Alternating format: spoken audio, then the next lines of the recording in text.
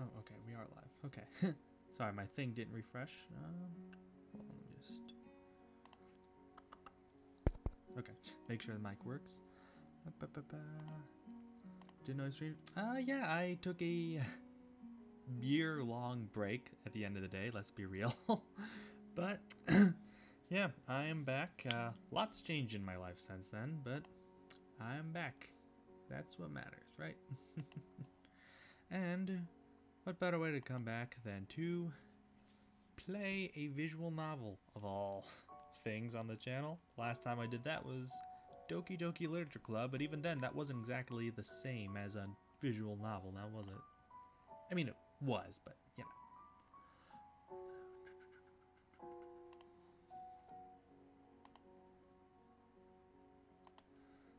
Okay.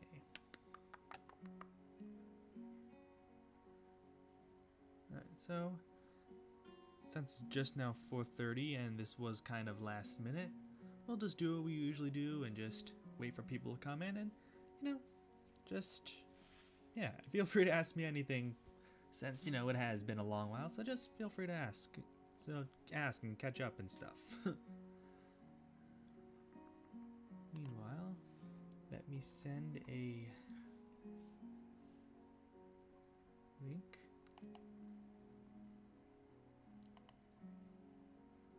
To my Discord.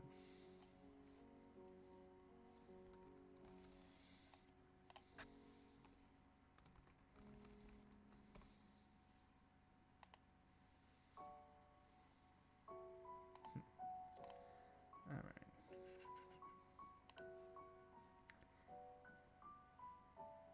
Alright, so for those who are not aware what Katawa Shoujo is, and let's be real, I'm sure a lot of you do not know, it is a visual novel, like I said.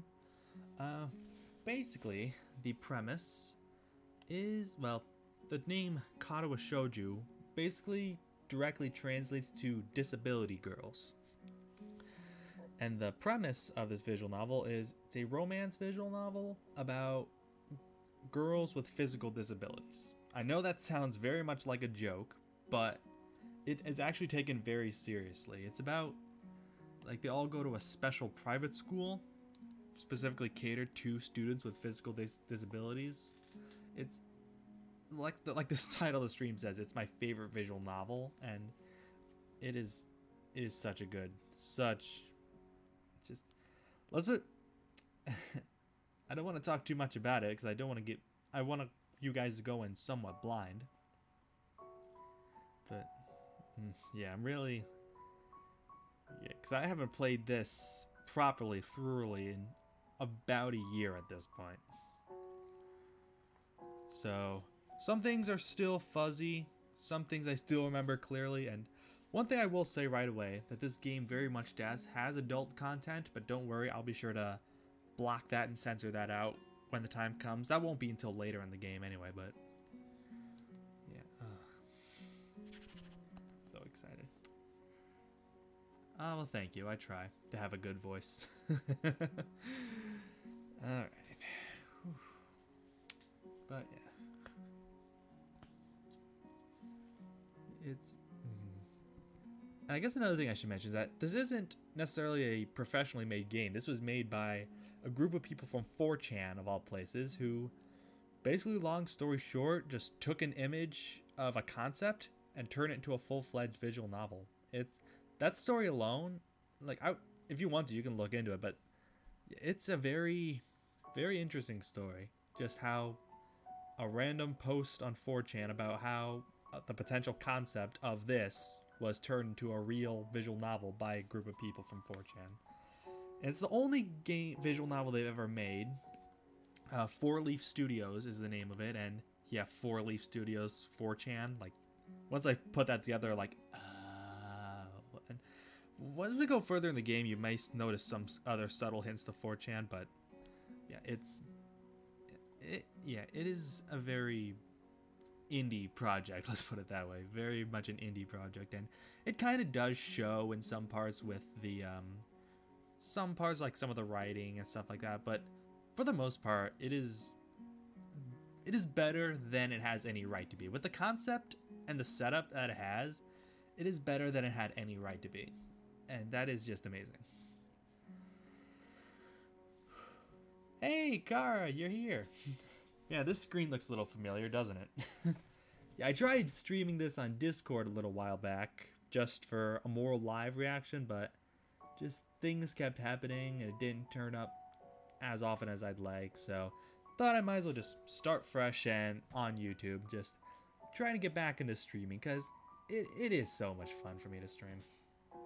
Yeah, so that's Head Kara. A lot of this stuff is going to be very familiar, but, you know, at least this time there will be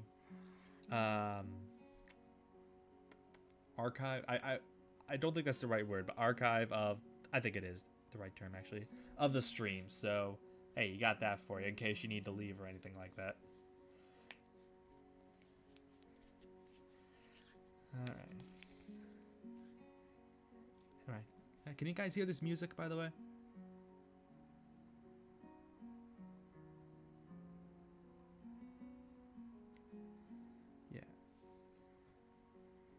This is a much better idea anyway. Yeah. Again, the only thing that was really stopping me was the fact this game does have adult content.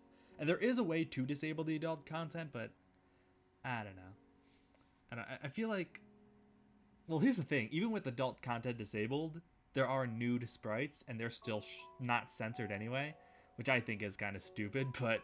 Because all censoring adult content does is, like, basically censors the sex scenes, but not the sprites for some reason, so... I've played this before, so I have an idea of when this stuff's coming, so when that comes, I'll have like a screen or something to cover it up, just for the sake of it, but again, that's not, that shouldn't be in this part at all. My goal is to go through the entirety of Act 1, we'll see, but we'll do what we can, right?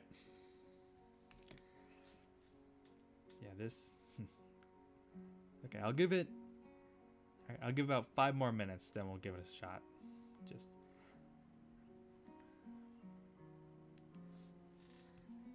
And... for those who don't know, like I said, a lot's changed since I've been streaming stuff last. I've been developing my own visual novel for a year and some change at this point. Ever since the end of 2017, so... and with the same engine used to make Katawa Shoujo. So I've actually been using some things I got from here to for inspiration for my own visual novel. So that's kind of cool. Maybe I'll stream because I've got the demo out. But again, I don't want to make this all about my visual novel. I don't want to be all self-promoty here. But yeah, maybe one day I'll stream the demo of it. Then, so you guys get an idea what we're dealing with.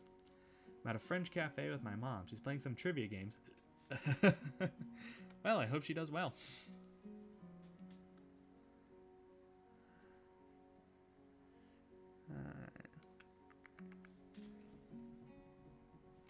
Yeah, it's fun. I wanted to stream. My last stream I wanted to do was on Cuphead's first birthday. But internet stuff happened, and I wasn't able to, and I got really salty. I still played the game on my own anyway, just for the heck of it, but I really wanted to get through the whole game on one stream. I might do that soon, if you guys are interested, because, not to brag, but I can get through Cuphead pretty quickly now. Man. And no, I probably won't have the same reaction I did when I beat the game the first time.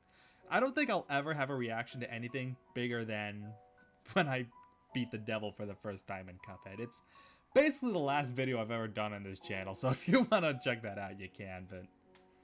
Oh, man. It's just... Yeah, I kind of miss streaming. I mean, it took some while. Like, I had to update OBS to do the stream. I'm like, oh, I wonder how much has changed. And so far, nothing's really changed that much. But I was just thinking, like, oh, geez, it has been a while, hasn't it? Well, another problem I had was a video I uploaded was against YouTube's terms of service. So throughout the entirety of summer of 2018, I couldn't stream. So that kind of boosted my morale a little bit, but what can you do, right? And obviously life stuff happened. I mean, you know, I'm an adult now. I got my own life. I've been busy making my own visual novel, got work, other stuff. So it is kind of nice to find time to sit back and do what I used to do. And that said, I can't promise I'll be doing this every week or anything like that, but whenever I've got time, I'll definitely be sure to be streaming. Alright, well, again, and just for a quick check, like, everything sounds good, mic sounds good, game sounds good, or the music sounds good.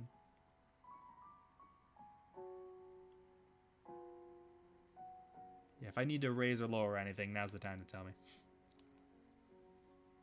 But oh, I love this game's. I love this game's everything, but the soundtrack is so awesome. That's the crazy thing about this. Like, not only did they release this game for free, so you can get it if you want, you can play it yourself. But not only is it for free, but like, this is very much a passion project. Like, nobody got paid to make this. It was all just a group of people working together for free on their own time to create this. I think that's, you don't hear much about that. You don't hear many stories about that. Or at least at least the result being this good. It's just a visual novel that is better than it had any right to be. That's just the best way to describe it. I mean, with its premise and the people making it, 4chaners, it just turned out so much better than you could have ever expected it to be. Alright, I haven't seen any complaints, so I guess that means that everything's checking out good. So, without further ado, here is Katawa Shoujo by 4-Leaf Studios. I may want to remake some of the songs I made for you for Berry Street. If you ever... you may not be... Ooh. Well, I never really planned on putting them on iTunes or Spotify anyway. The most I was going to do is SoundCloud. So, because if that's the case, then I'm going to have to remake all the songs I made, and... Ugh. Yeah, I mean, if you want to make original tracks, then go for it. I would very much love that, but yeah, I never really planned on doing iTunes or anything like that. The most, yeah, I just planned on using SoundCloud. Alright, here we go.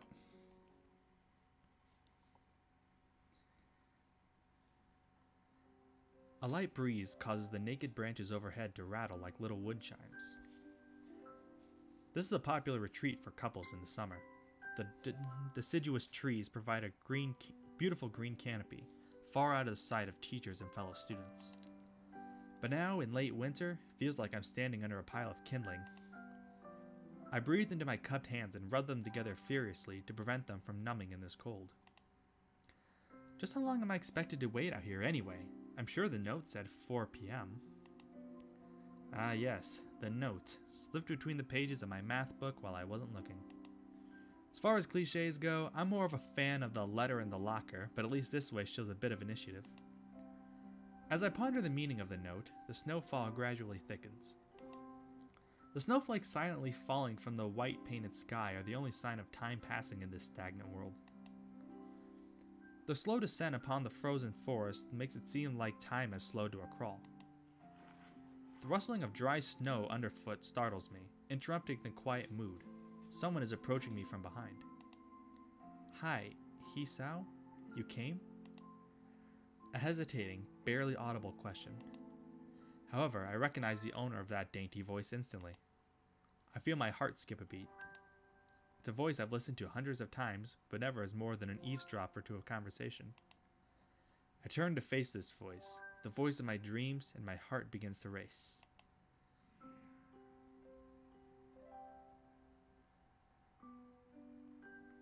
Iwanako? I got a note telling me to wait here. It was yours?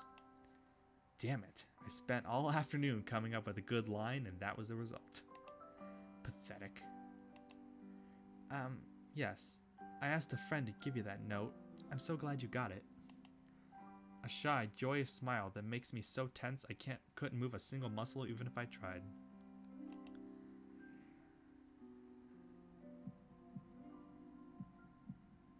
My heart is pounding now, as if it were trying to burst out of my chest and claim this girl for itself.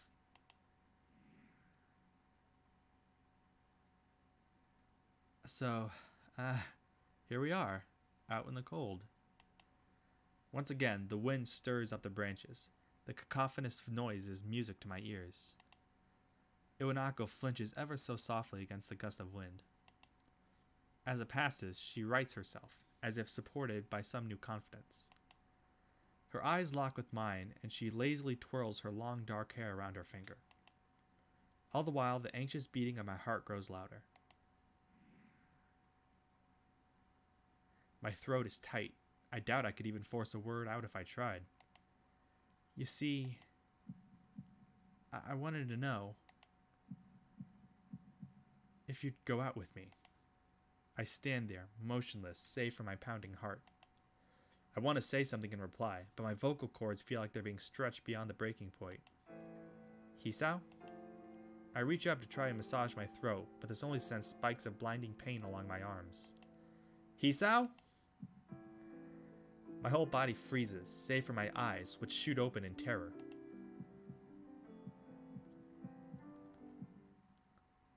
Hisao! The beating in my chest suddenly stops, and I go weak at the knees. The world around me, the canopy of bare branches, the dull winter sky, Iwanako running towards me, all these fade to black. The last thing I remember before slipping away are the sounds of Iwanako screaming for help and the incessant clatter of the branches above. We're off to a good start, aren't we, folks?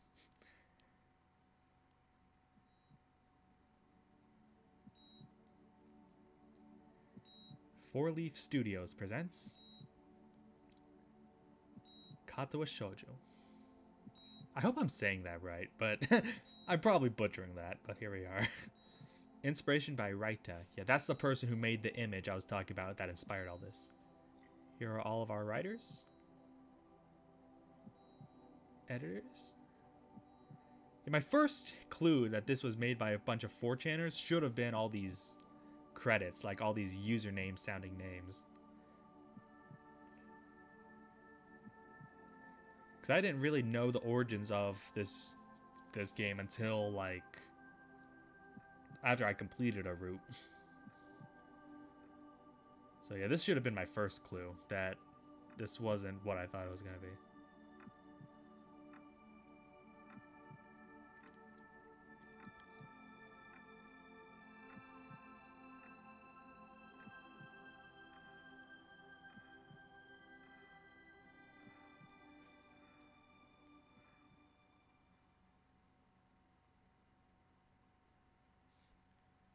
It's been 4 months since my heart attack. In that whole time, I can probably count the number of times I've left this hospital room unsupervised on one hand. 4 months is a pretty long time when you're left alone with your thoughts, so I've had plenty of time to come in terms with my situation. Arrhythmia.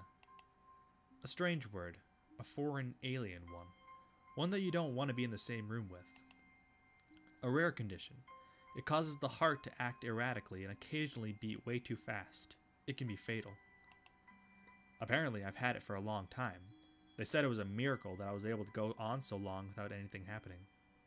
Yeah, miracle, not plot convenience. Is that really a miracle? I guess it was supposed to make me feel better, more appreciative of my life. It really didn't do anything to cheer me up. My parents, I think, were hit harder by the news than I was. They practically had 2 hemorrhages apiece. I had already had a full day by then to digest everything. To them, it was all fresh. They were even willing to sell our house in order to pay for a cure. Of course, there isn't a cure. Because of this late discovery of this condition, I've had to stay at the hospital to recuperate from all the treatments. When I was first admitted, it felt as if I was missed. For about a week, my room in the ward was full of flowers, balloons, and cards. But the visitors soon dwindled, and all the get-well gifts began trickling down to nothing shortly after. I realized that the only reason I'd gotten so many cards and flowers was because sending me their sympathy had turned into a class project. Maybe some people were genuinely concerned, but I doubt it. Even in the beginning, I barely had visitors. By the end of the first month, only my parents came by on a regular basis. Iwanako was the last to stop visiting. After 6 weeks, I never saw her again. We never had that much to talk about when she visited anyway. We didn't touch the subject that was between us on that snowy day ever again. The hospital? It's not really a place I'd like to live in. The doctors and nurses feel so impersonal and faceless. I guess it's because they're in a hurry and have a million other patients waiting for them, but it makes me uncomfortable. For the first month or so, I had asked the head cardiologist every time I saw him for a rough estimate of when I'd be able to leave. He never answered anything in a straightforward way, but told me to wait to see if the treatment and surgeries worked. So, I idly observed the scar from those surgeries had left in my chest slowly change its appearance over time, thinking it as some kind of an omen. I still ask the head cardiologist about leaving, but my expectations are low enough now that I'm not disappointed anymore when I don't get a reply. The way he shuffles around the answers shows that there is at least some hope. At some point, I stopped watching TV. I don't know why. I just did. Maybe it was the wrong kind of escapism for my situation. I started reading instead. There was a small library at the hospital, although it was more like a storeroom for books. I began working my way through it, one small stack at a time. After consuming them, I would go back for more. I found that I liked reading, and I think I even became a little addicted. I started feeling naked without a book in my hands. But I loved the stories. That was what my life was like. The days became increasingly harder to distinguish from each other, differing only by the book I was reading and the weather outside. It felt like time blurred into some kind of gooey mess I was trapped inside instead of moving within. A week could go by without me really noticing it. Sometimes I'd pause in realization that I didn't even know what day of the week it was. But other times, all the things that surrounded me would painfully crash into my consciousness through the barrier of nonchalance I'd set up for myself. The pages of my book would start to feel sharp and burning hot, and the heaviness in my chest would become so hard to bear that I had to put the book aside and just lay down for a while, looking at the ceiling as if I was about to cry. But that happened only rarely. And I couldn't even cry. Today, the doctor comes in and gives me a smile. He seems excited, but not very. It's like he is trying to make an effort to be happy on my behalf. My parents are here. It's been a few days since I've last seen them. Both of them are sort of dressed up. Is this supposed to be some kind of special occasion? It's not a party. There's this ritual the head cardiologist has. He takes his time, sorting his papers, then setting them aside as if he were to make a point of the pointlessness of what he had just did. Then he casually sits down on the edge of the bed next to mine. He looks me in the eyes for a moment. "Hello, Hisao. How are you today?" I don't answer him, but I smile a little back at him. "I believe that you can go home. Your heart is stronger now, and with some precautions, you should be fine. We have all your medications sorted out. I'll give your father the prescription." The doctor hands a sheet of paper to my dad, whose expression turns wooden as he reads it quickly. So many. I take it from his hand and take a look myself, feeling numb. How am I supposed to react to this? The absurdly long list of medications staring back at me from the paper seems insurmountable. They all blend together in a sea of letters. This is insane. Side effects, adverse effects, contraindications, and dosages are listed line after line with cold precision. I tried to read them, but it's so futile. I can't understand any of it. Attempting to only makes me feel sicker. All this for the rest of my life, every day? I'm afraid that's the best we can do at this point. However, new medications are always being developed, so I wouldn't be surprised to see that list fade over the years. Years? What kind of confidence booster is that? I'd feel better if he hadn't said anything at all. Also, I've spoken with your parents, and we believe that it would be best if you don't return to your old school. What? Please calm down, Hisao. Listen to what the doctor has to say. Calm down? The way he says it tells me he knew full well that I would like it. Am I going to be homeschooled? Whatever my concern shows, it's ignored. We all understand that your education is paramount.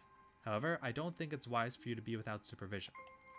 At least not until we're sure that your medication is suitable.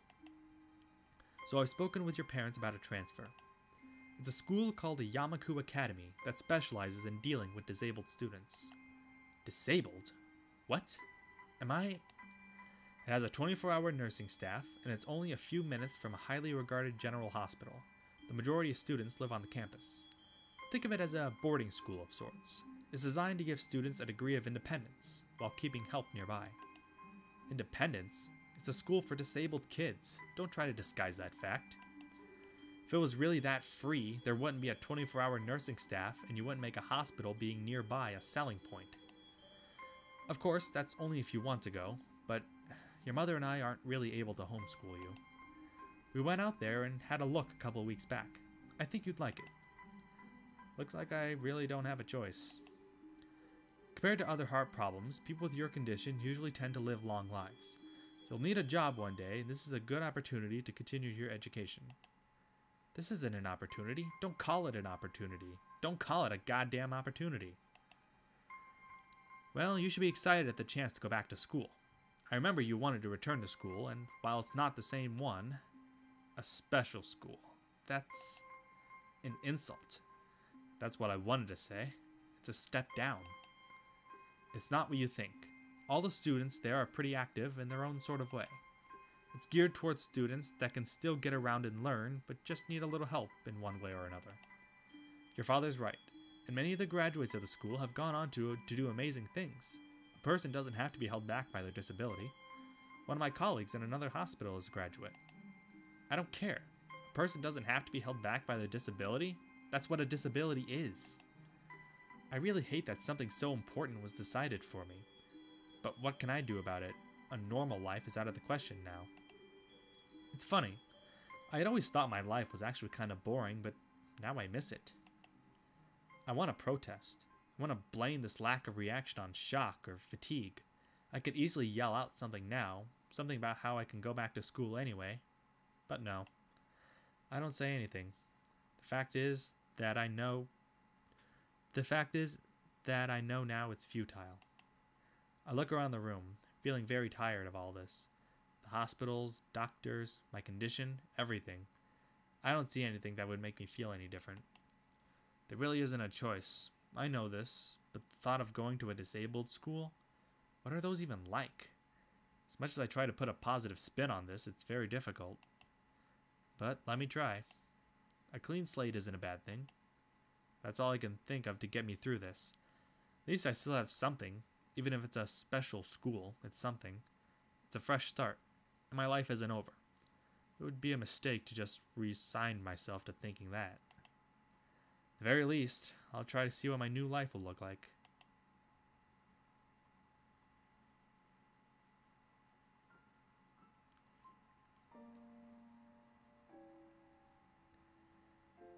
Act 1. Life expectancy. Yeah, that all was the prologue. Like I said, this is gonna be a long playthrough, folks. The gate looked far too pompous for what it was. In fact, gates in general seem to do that, but this one especially so. Red bricks, black wrought iron, and gray plaster assembled into a whole that didn't feel welcoming at all. I wondered if it looked like what a gate for a school should look like, but couldn't decide. Probably no. Of course, I didn't want to get stuck on thinking about the gate for too long, so I entered through it with a brisk pace that felt surprisingly good. Moving forward feels good. So I walked towards the main building of Yamaku Academy with this brisk pace. I'm alone as my parents are taking my stuff to the dorms, and there's supposed to be someone waiting for me. The grounds are incredibly lush, filled with green. Doesn't feel like the kind of grounds a school would have, more like a park, with a clean walkway going past trees and the smell of fresh-cut grass and all the other park-like things. Oh, excuse me. Words like clean and hygienic pop into my mind. Makes me shudder. I shake them off. Stay open-minded now. It's your new life. You have to take it as it comes. That's what I tell myself. Few big buildings loom behind the leafy canopies, too big and too many for just a school. Everything seems off. It's different from what I thought I knew about schools. It's an uncanny valley. Even though I was told this is my new school, in the back of my head it doesn't feel like one. I wonder if the feeling is real or caused by my expectations of a school for the disabled. Speaking of that, I don't see anyone else here. It's kind of eerie.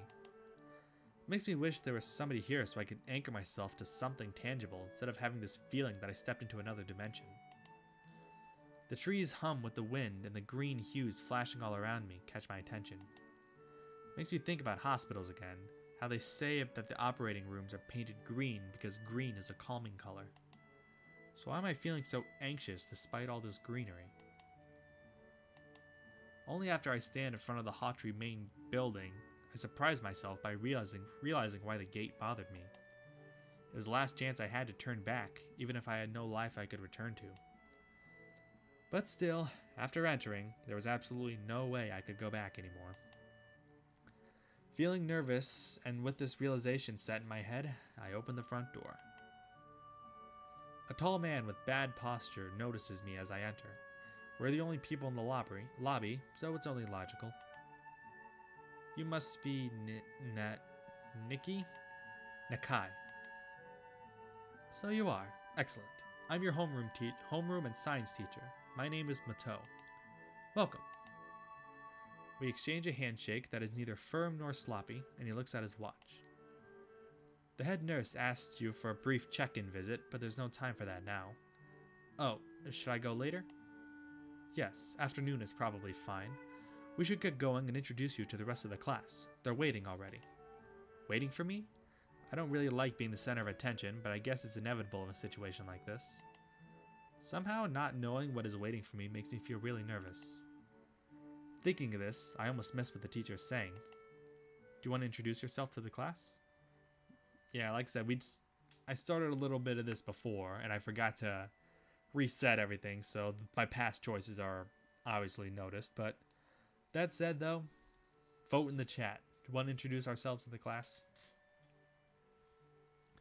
And also, what do you guys think so far? Just curious.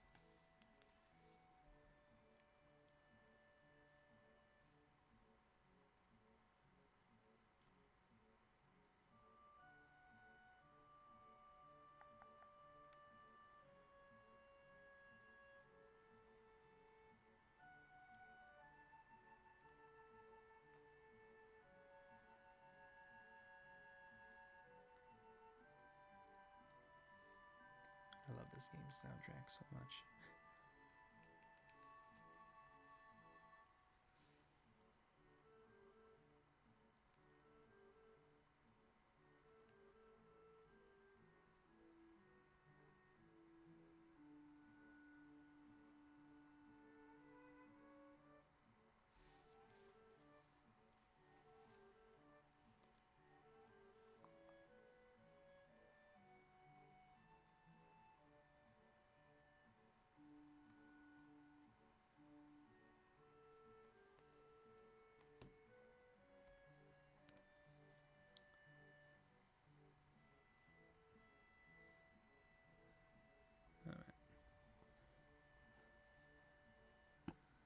Well, then I guess I'll just choose for you guys. Yeah, of course. Yeah, sure. I mean, isn't that normal? Of course, but not everyone likes to be the center of attention. I'm probably one of those people, but I guess I should try to be the one to give the first impression of myself. Right, but it's no problem. Let's go then. My heart is pounding in my chest, and it keeps me thinking about my condition as I follow the teacher up the stairs. The third door down the third floor corridor is marked as the classroom for class 3-3. Muto opens the door and enters. Good morning, everyone. Sorry I'm late again. I hesitate for a split second at the door, freezing on the spot. Get a grip. This is a big step, I know that, but there isn't any point to worrying so much about it, at least not this soon. I follow the teacher into the classroom and look around, partially so I won't have to meet the curious gazes of my new classmates. It's pretty spacious. The ceiling is unusually high, and there are lots of space left over. There's a lot of space left over around and in between the desks. An entire wall taken up by blackboards and the high old-fashioned windows only make it seem larger. The students' desks are just standard wooden desks with a shelf underneath for books and wooden chairs with metal frames. Simple and efficient. I stop walking in front of the classroom and face the other students. They all look normal, like students in any other school. But then why would they be here? They're probably like me and have something wrong with them, only it's just not immediately obvious. Then I notice that one of the girls seems to be missing the thumb of her right hand. It's a little jarring. Despite the natural tendency to listen when someone's talking to you, I tune out the teacher's speech halfway through while he introduces me to the class. I notice a flash of dark hair that seems to be looking at me. A girl with really long, straight hair that is pretty eye-catching. As she sees me looking back at her, she covers her face with her hands as if it will make her invisible. There is one boy with a cane leaning against the lockers at the rear of the class. It's weird seeing someone that young with a cane. Another girl seems to be making some weird hand motions. Sign language? She peers at me over the rim of her glasses, then goes back to whatever she's doing. She's kinda cute. So's the cheery looking girl with the pink hair sitting right next to her. She's really hard to miss. I don't know how I didn't notice her the moment I walked in. Please welcome our newest classmate. He claps his hands and so does everyone else, except one girl in the front row who has only one hand. I cringe a little, but hide it by bowing in thanks for his applause I did not deserve. A collective silence tells me I should open my mouth now. So, I'm Hisao Nakai. And after that, my hobbies are reading and soccer. I hope to get along well with everyone even though I'm a new student. And after that, I'm being boring. This is exactly like every self-introduction ever. I should say something more exciting. I end up saying nothing, and the teacher picks up from there. Everyone seems to be satisfied, even with what little I said. A few girls are whispering to each other, throwing glances at me. It could have gone worse.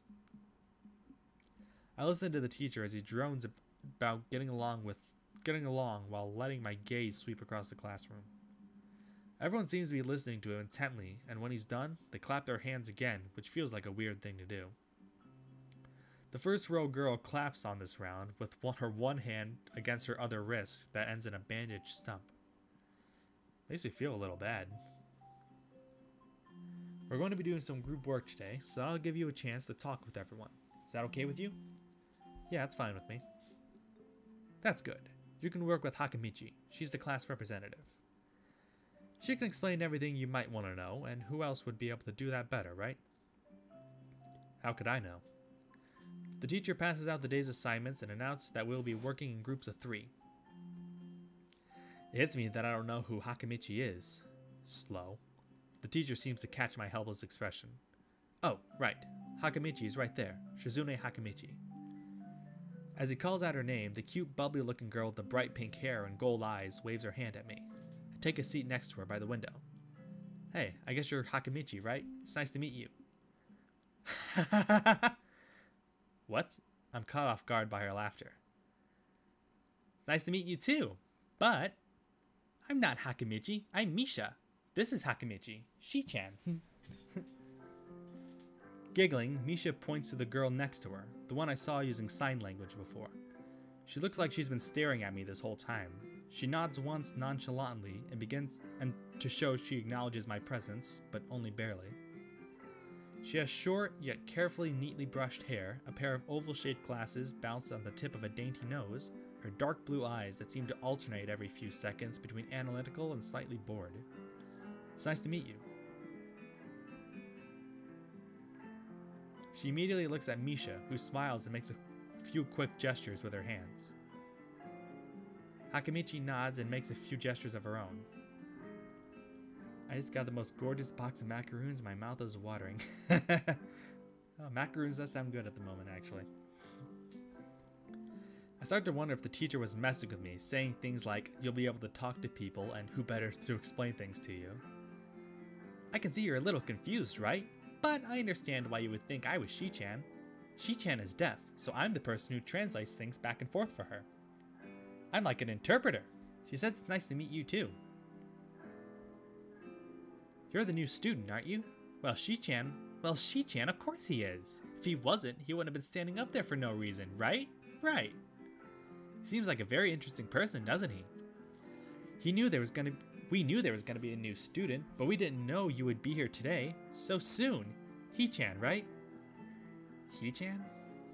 Yep, it fits, doesn't it? Did I say that out loud? It's just a surprise. I've never liked that nickname. Yep, Misha. Such a fan favorite, and some of you might have picked up why already, but yeah, she's such a fan favorite. I don't really see how. It fits! You look just like I imagined. Yeah, you look just like a He-chan. Wonder why everyone seems to think so. Hakamichi taps her fingers on the desk to get Misha's attention. They gesture back and forth to each other excitedly, their hands in a blur. Misha seems a little overwhelmed. Sorry about that. Shi-chan wants you to know that she's the class rep, so if there is anything you need to know, you can feel free to ask her. Do you like the school so far? We can show you around a little bit if you haven't had time to walk around and familiarize yourself with it. Misha stumbles with the hard word a bit, making it stick out in her otherwise fluid translation. Thanks, that would be pretty helpful. Yeah, I just kinda came straight to class today. That's no good. You should always try to learn as much as you can about where you're going before you go there. Not just with school either. Always, even if it's a trip to the convenience store. Really, Shi-chan? Learn about where you're going. Okay, I guess I didn't bother to do that, or just didn't care enough to do so. I didn't look forward to this, even if I committed myself to go along with it half-assedly, but anyway. I don't say anything, and Misha signs something that ends in a shrug. What was that? Seems like it was about me. I feel like slumping over in my seat. Both of them are smiling, but that shrug hit me unexpectedly deeply. You look down. Are you okay? Don't take it the wrong way, please. I hate it when people are afraid to ask questions. That's how people learn things, by asking. Asking for help is perfectly normal, as much as needing help. Stop looking like you just failed a test. Alright. Ah, and another thing. You don't have to call Shi-chan something so formal like Hakamichi or class rep all the time. Just call her Shi-chan. Okay, maybe that's too casual. Maybe Shizune would be more appropriate. Yep, Shizune is fine. Okay, that would be a lot easier for me. I feel a lot more at ease. Both of them seem so friendly, so I feel like an idiot for being so apprehensive earlier, especially about Shizune, who I assumed would be all business. Well, she still seems like that, but less so, I guess. Huh? Oh, right, we haven't even touched the assignment. We should start work now, or Shi-chan will get mad. The assignment is kinda long, so we should start now if we want to finish it before the end of class. That too. Shizune glares at the two of us impatiently. I don't need to know sign language to understand that. Okay, I get the message. After class, we can take a walk around the grounds together. It's a nice day today, okay? The assignment is actually challenging to get through, combining aspects of being both difficult and unnecessarily long. Still, we finished it with a few minutes earlier than anyone else in the class, despite our late start. Shizune and Misha are really capable. They're quite different, though. The class rep is as calm and professional as she looks, while Misha is a lot more playful and girlish, not to mention a little more easily distracted. To be honest, the two of them did most of the work. I feel guilty about that.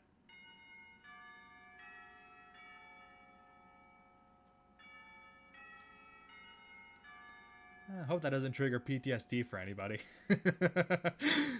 The clock tower bells ring, signaling the end of the period. Time for lunch. Without knowing what else to do, I follow Misha, who is beckoning me into the hallway and down the stairs. We descended even below the lobby where I met Muto, down to the bottom floor. Just like everything else in the school, the cafeteria seems too spacious and oddly modern in contrast to the classic exterior. Its big windows open to the courtyard towards the main gate. It's the cafeteria! Her enthusiastic statement of the obvious makes people around us stare, but Misha doesn't seem to care, so we proceed to the line. There's a rather long list of menu options, which seems great until I realize that many of them are to accommodate students who need special diets. How nice. It almost feels like I'm back at the hospital, eating portions measured with scientific precision to meet the needs of the patients. I pick something at random and follow Shizune to a table, sitting opposite of her. As I nibble indifferently at the food I'd rather not eat, Misha pokes me in the side to get my attention and points to Shizune. I don't understand signs, so the point escapes me. Maybe looking at a person who talks to you is proper and polite. Do you want to know something? What? About anything. We're your guide, so we should ask if there's so you should ask if there is something. I wonder. Ask about the library. I think I have everything I need to know. Ask about Shizune's deafness. Obviously, you saw what we picked last time, but feel free to pick your own option. Because one criticism I have is like the choices you make in Act 1 determine whose route you go down, which is to be fair, but a lot of the time the choices you pick, it seems kind of random who they correlate to. So that is one nitpick I have with this game. But that said, the first run through, it's always fascinating just to see who you get on your first run. It is always fascinating. I mean, I won't share who I got or what order I got them in until we're a little farther along, but yeah.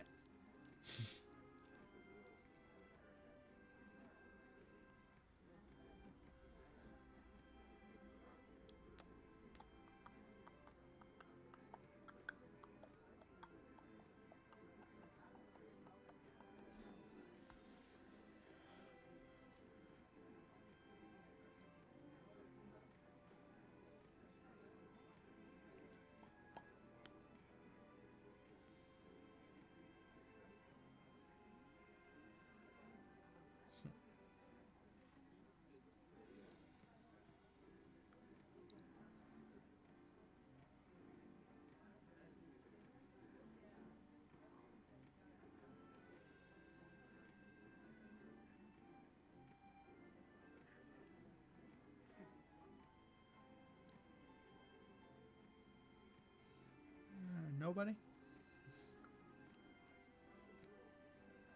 Alright. And then I guess we'll just go with what we did last time. Just to see who we would have got.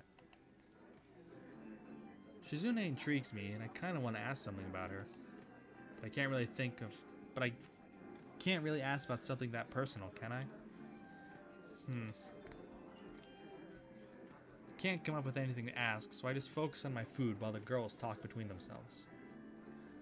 Misha and Shizune sign back and forth very animatedly, throwing sideways glances at me, but Misha refrains from translating. Maybe they're talking about secret girl stuff or something. I quickly notice a conversation and sighing is not enough to fill a silence. We arrive in the classroom early, but we're not the first. That dark-haired girl I noticed before slumped over at her desk at the last row.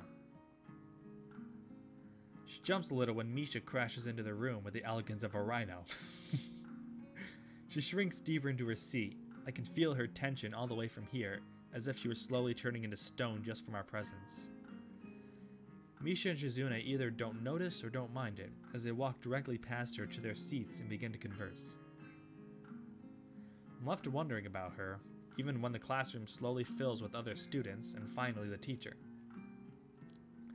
Getting into the rhythm of school feels strange. It's as if my brain remembers how this is done, but my body doesn't. Towards the end of the class, I start yawning and counting the minutes left. I shouldn't be this tired on my first day of school. Maybe it's the long time spent in the hospital that made me feel like this. I'm even feeling physically weak and lifeless. Before long, the final bell rings. School is finally over for the day. Besides me, Misha and Shizune are having a short conversation. After a bit of deliberation, Misha turns to me.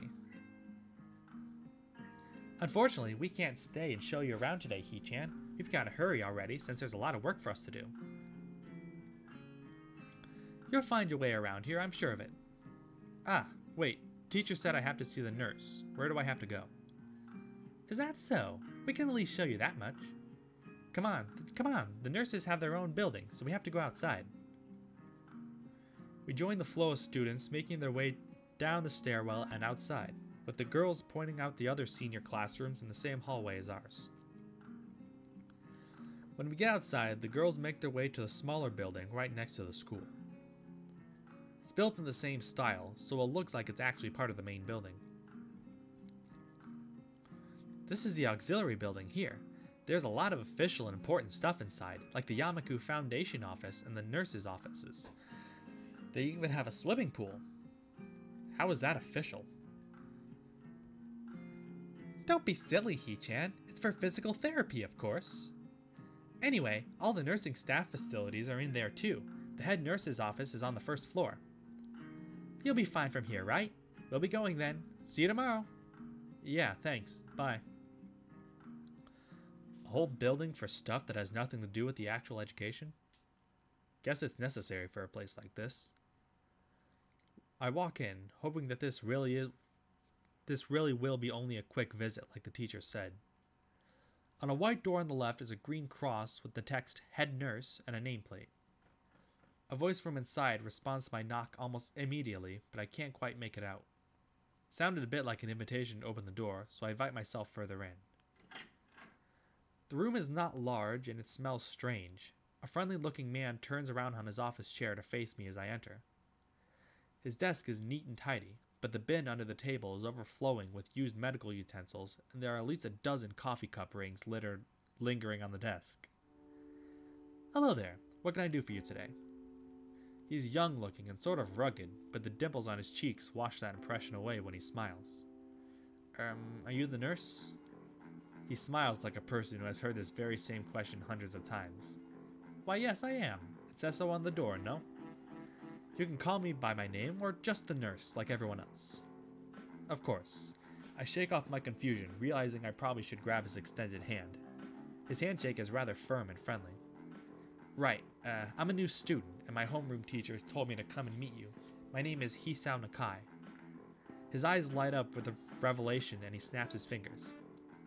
Oh, you're that Nakai. I was just reading your file in the morning. Some kind of chronic arrhythmia and related congenital heart muscle deficiency, right? He gestures me to sit down in a vacant armchair in front of his desk. Yes. Good. Well, you've probably been briefed about the school enough, so I'll just go over this quickly. We have all kinds of facilities available, mostly physical therapy and such.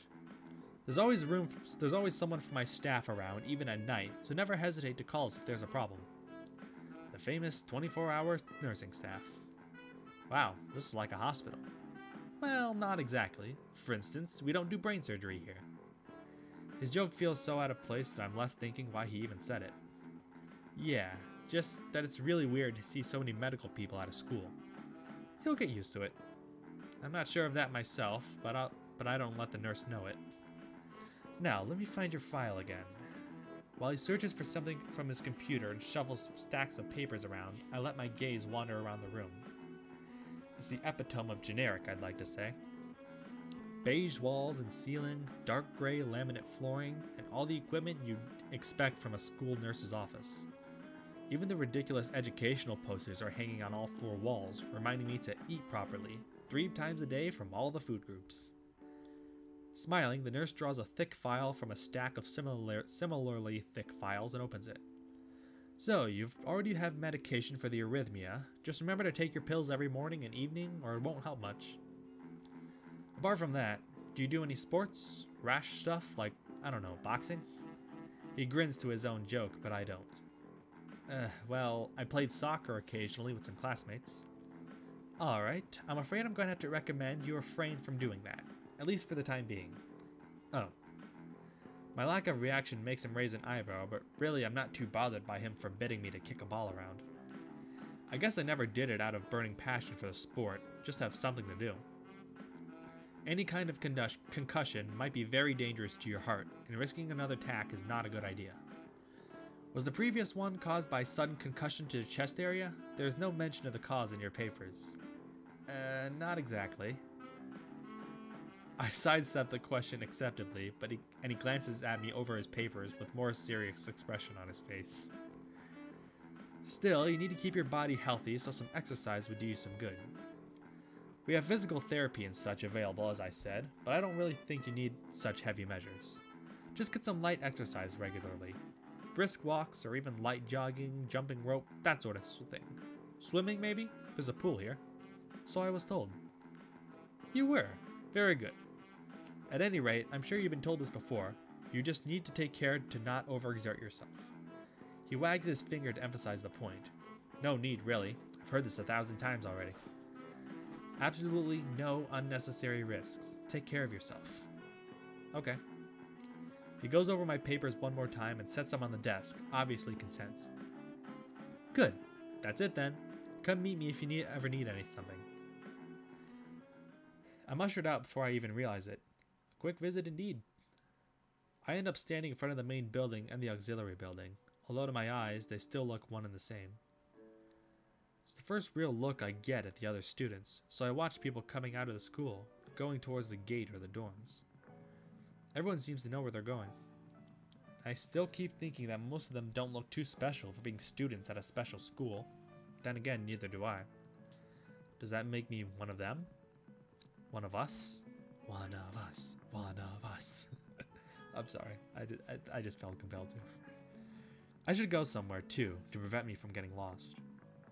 It's around dinner time, but I feel tired instead of hungry.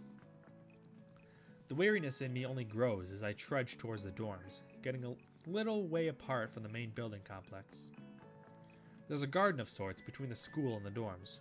Shrubbery, flowers, and that overbearing smell of fresh-cut grass that fills the atmosphere.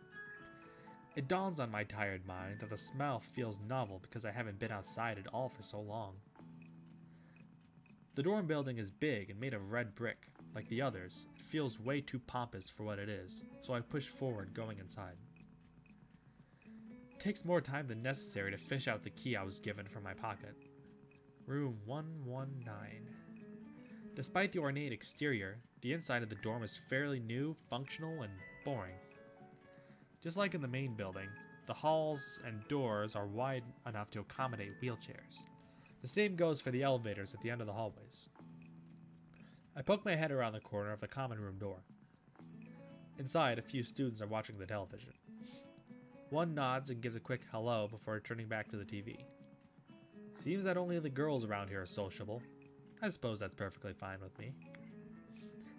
I climb the stairs to the upper floor. Here, small corridors branch off from the main hallway. Each of these minor halls seems to have a toilet and a shower, as well as 4 rooms. About halfway down the hall, I spy room 119. The nameplates on the rooms adjacent to mine are blank. I guess there are just 2 of us here. Light shines from below the door of room 117, so I knock lightly. Hello, is anyone home? From inside, I hear a few movements, then the clicking of way more open locks than I thought these doors had. After a moment, the door squeaks open. I have a speculative boy standing in the doorway. He's looking at me very intently through his extremely thick eyeglasses. Who is it? Blind? No, at least not completely. Why would he have eyeglasses if he was? He leans closer to me until our noses are almost touching. His breath stinks of garlic. Hisao Nakai. I'm moving into the next room. I thought I should introduce my...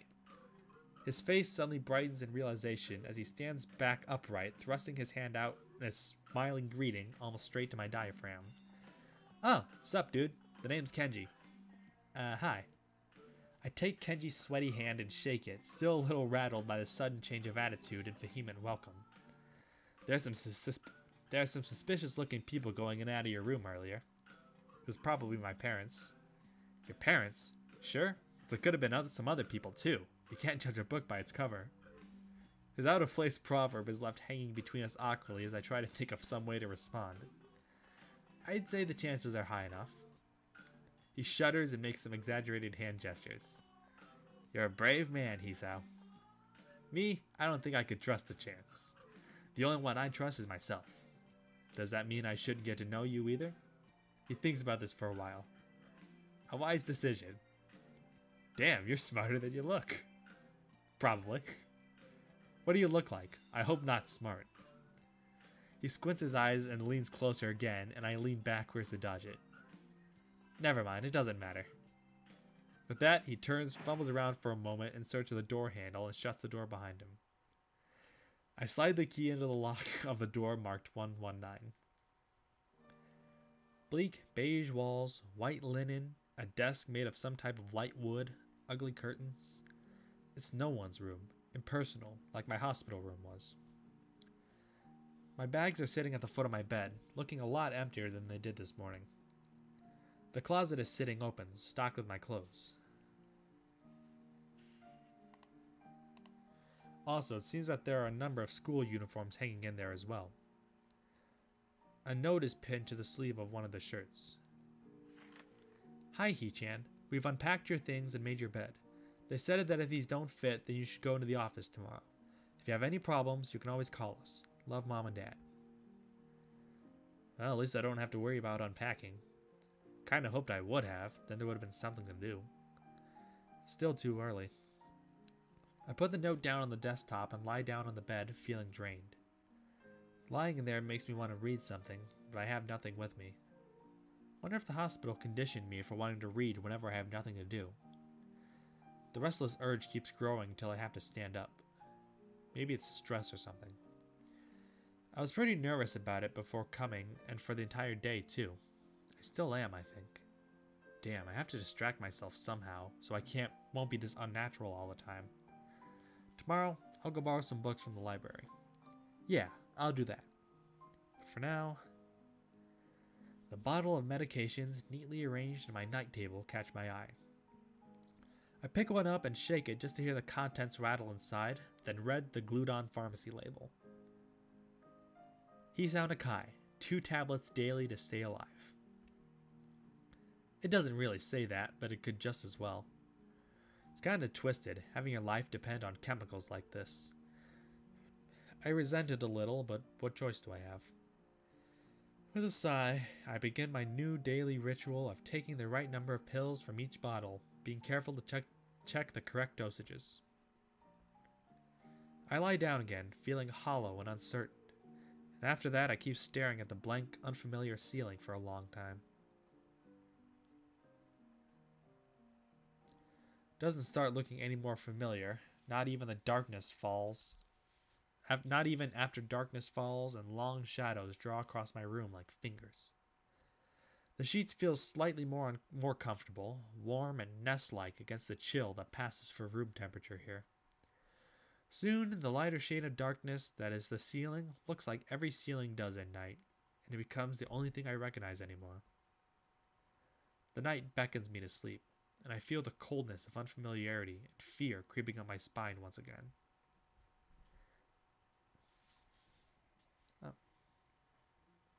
Oh, my brother's home. I keep drifting further away from the world I knew.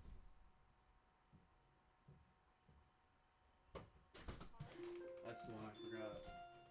I needed it and I plugged it in the garage, and then when I unplugged it, I left my shirt there.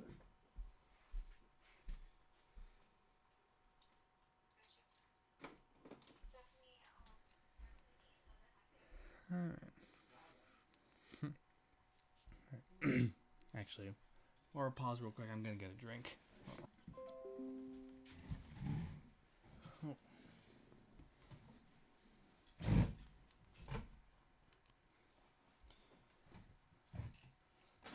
Everything good?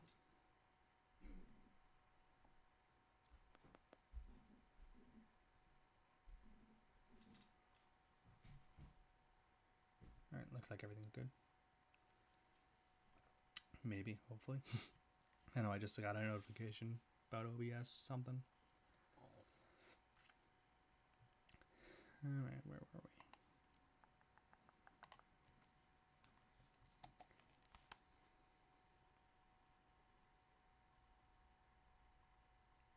Alright, everything seems good? Alright. I wake up in a strange room. Solid morning light shimmers against the light gray ceiling. I'd forgotten to draw the curtains closed last night. This is my room, isn't it? My room. This is the third room this year I'm supposed to call mine. Various things around here remind me that indeed it's me who's supposed to be the one living here. My bag's on the floor, my new school books on the desk, my numerous medications on the night table.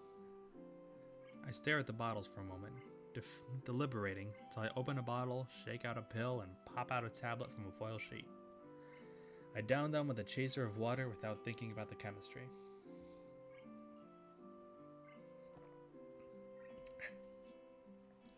My uniforms are in the closet. I slink out from under the sheets and stretch my back before dressing up. Putting on a new uniform feels like dressing in someone else's clothes. The artificial smell of generic detergent invades my nose, but the feeling of fresh cloth against my back is a good one, a natural one. It feels like a school uniform, as it should. It's not much different from what I used to wear before. That goes for other things too. So far this place seems more or less like a normal school. Except for the people. I think back to my talk with Kenji yesterday. Misha's constant laughter, Shizune's sweeping sign language gestures. Well, I've only met 3 students so far. Maybe they aren't that normal, but I'm sure others are. Or perhaps people like them are what passes for normal around here. Yeah, what does pass for normal around here? What do people do? I didn't see lots of kids hanging around after classes yesterday. Hey, so maybe there are clubs. If so, I wonder if I should join one.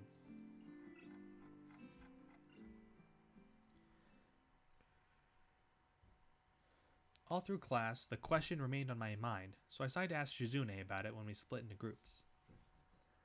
After all, she did say that if I had anything I wanted to know, I should ask her.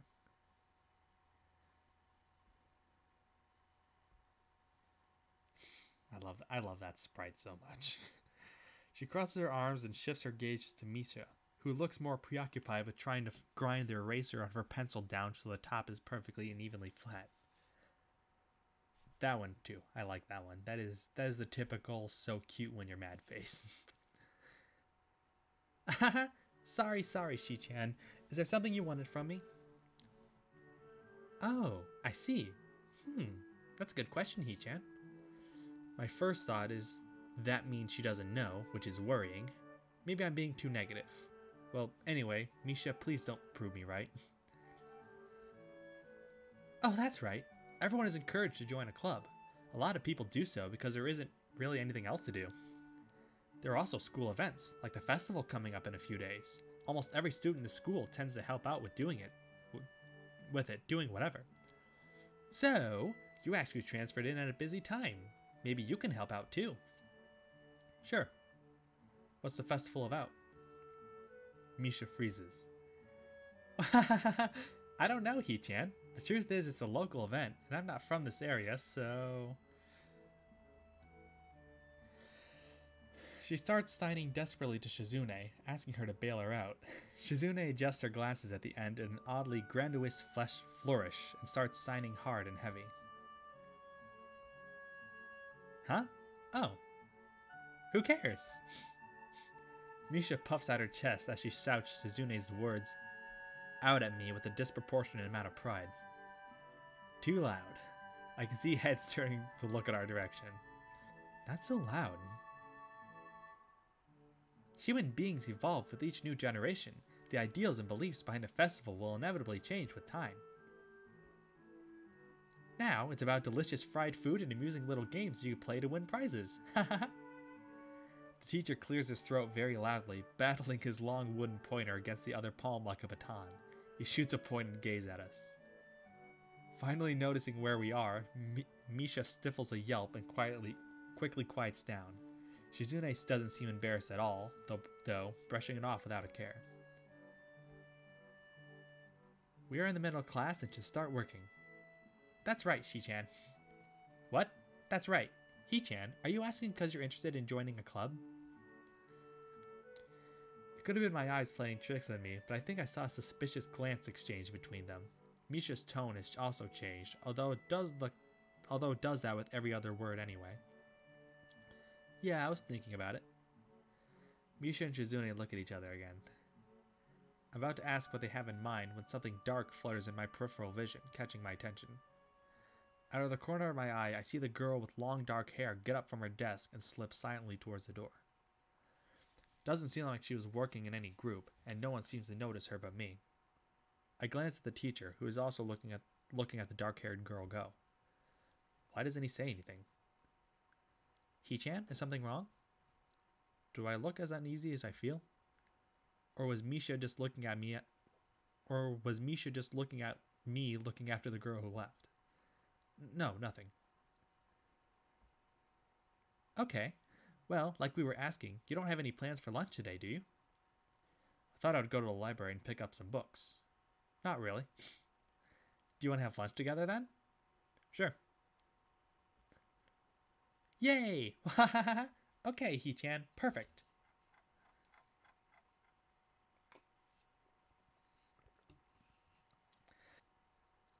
Shizune looks a little annoyed that we only just barely managed to finish all our work on time.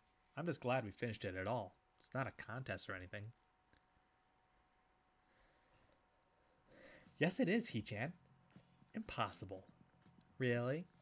Really? I've noticed this before, but it's kind of funny how Misha is always moving her hands and signing not only everything she says, but what anyone else is saying at any given time. Obviously, it must be so Shizune can understand it. Her eyes dart back and forth between Misha's hands and me. I don't know who I'm supposed to be looking at. I'm talking to Misha, but that might be wrong. Maybe I should face Shizune. I'm used to looking at the direction of the person whose voice I'm hearing, but really, Shizune can't hear me, but it would be disrespectful to talk to her only through Misha. Then again, isn't that what she's doing? No, she's at least looking at me. This is all very confusing and will take some time to getting used to. It's not a contest because contests are competitions over a prize. There's no prize on the line, it's not really a contest. Shizune's eyes flash dangerously with the competitive glare. She stares at me, as if surprised that I'm challenging her. I think this is a contest to her. I never noticed before how dark her blue eyes are. It's a truly alluring gaze. Are you sure, Hee-chan? Very sure. You're wrong, Hee-chan, because I don't want to be the slowest one in the class. Therefore, what's on the line is my confidence in my abilities, and the prize is the satisfaction of proving them. Shizune pushes her glasses up at the bridge of her nose in a very matter-of-fact way. I'd argue more, but the bell rings, and she quickly gets up and picks up her bag, looking at me expectantly. I had almost forgotten that I was supposed to have lunch with them. Where do you want to eat? The cafeteria? That's so plain. Okay, let's go. Plain? Well, I guess. At my old school, I liked to eat outside near the back of the building. It was a good spot, but I didn't find it until the end of my freshman year. Wonder if there's a similar place to eat here. Misha seems to imply as much. Shizune and Misha pull me towards the cafeteria, which is surprisingly not packed. Maybe some students favor eating in classrooms or outdoors. I saw some of my classmates had boxed lunches. After we finished eating, Misha picks up where we left off earlier. So Hee-chan, you wanted to know about clubs and stuff, right? Right, Hee-chan. Okay, I guess it makes sense to ask first. Exchanging little nods of confirmation, they turn to face me again and Misha straightens her posture as if she's about to deliver a speech. Hee-chan, do you have anything you're really interested in? I used to play soccer, but I'm not really into it. I don't follow the teams and players or anything like that. As of late, I usually... Ah, okay, but more to the point. Hee-chan, does this mean you don't have anything already in mind? Not really. Good, great, that's great, Hee-chan, really great. Ha ha ha. Council. I see. I didn't know the school had a student council. That was a very melodramatic setup, though, just to tell me that. Pretty sure the two of them know this, because Shizune looks a little embarrassed about it, and Misha's laughing. Shizune quickly takes control of the discussion, in a manner of speaking. After all, it's still Misha who has to voice whatever she says. Ha ha ha! Right. Hee-chan, maybe you should join the student council. They could use more people. Yes, definitely. You should definitely join. Why? Well, for one, we could hang out every day, Hee-chan. She-chan and I are both in the student council. Actually, She-chan is the president. I'm starting to get the suspicion that Misha and Shizune might not actually be the most unbiased people to talk about this with. As if reading my mind, Shizune quickly adjusts her glasses and signs something to Misha. Of course, we're not trying to get you to join just because we would obviously benefit from you joining the student council and therefore have an incentive to try and get you to... So you're admitting that... No, we admit nothing. I mean, Hee-chan, of course it would be nice if you joined, and we'd appreciate it. But even without all that, joining the student council shows a healthy interest in the workings of one's school. Yep, it's true, Hee-chan. Besides, you don't want to spend time with us after... Don't you want to spend time with us after school, Hee-chan? I can't tell if she's being genuine or if this is really good acting. Both of them seem to be trying hard to look their cutest, although they were already pretty cute to begin with. Well... So it's settled then. Welcome to the student council, Hee-chan. What? No, no! Aww, see, She-chan, I knew it wouldn't go easily. Yep, that's right. Though it would be boring if it went that smoothly. Oh well, She-chan owes me candy now. You were betting on it? Hey, my life is not a game here. Shizune seems very intrigued by this when Misha signs it to her. The aggressive glint returns to her eyes. That's interesting, Hee-chan. Let's play a game. That's not what I said. How about rich man, poor man, Hee-chan? If you lose, you have to join the student council. No, absolutely not. Aw, why not? Because the two of you both have the same incentive and therefore the same goal, which is to get me to join the student council, right? Yep. Yeah, and that isn't my goal, but what this means is that both of you can team up and I'll be at a clear disadvantage, so I will have to decline. Hee-chan, I'm very offended. Are you saying you don't trust us and that we pull something so disingenuous? That makes me sad. Sorry? It's hard to tell. How about a game of paper football instead of rich man, poor man? Paper football? Yeah, it's a game they play in America. You take a paper triangle, and it's also played by elementary and middle school children, She-chan? That means it's a game that really separates the boys from the men. More like the boys from the slightly older boys. Anyway, I'm not gonna play that either. Just the fact that you know what it means you're probably surprisingly good at it. Haha, yeah, that's true. How did you know, She-chan? YouTube is not receiving enough video on demand stream. Well, yeah, just somebody let me know if the stream's going laggy. That'd be nice. Where was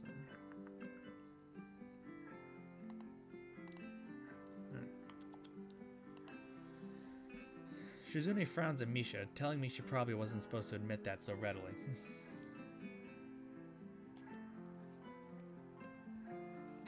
I wouldn't say that I'm happy with their attempts to get me to student council, but I'm a little curious about what the student council does here. I've never been on one before, or even known anybody who was a member, so it interests me. I also kind of like Shizune and Misha, so maybe it wouldn't be so bad. Okay, Hee-chan, how about Risk, the game of world domination? I don't know what that is. It's really fun, Hee-chan. You fight for control of the world with armies and everything. Sounds like Shizune would be good. I haven't played in a long time, so if you want to, there are no strings attached. Well, okay. Okay, perfect. We'll see you after school in the student council room then, Hee-chan. Wait, why there? Because that's where we keep the game. I grimace to tell them how much I do not like this, but it's more for show than anything. So in the end, I agree, but only after getting Shizune to acknowledge that I don't mean anything concrete just by accepting to take a look around and play a game with her. Lunch ends and we go back to class. During afternoon classes, the long-haired girl comes back and sits down in her seat without a word. Again, no one seems to notice, or if they do, no one says anything. Well, oh well. After school, Shizune and Misha quickly find me by the first floor lobby and latch onto me, covering each flank in case I might try to escape. I feel a little offended, but I'd been considering it. Nevertheless, I'm a bit disturbed that enough people have made a break for it in the past that they're on their guard.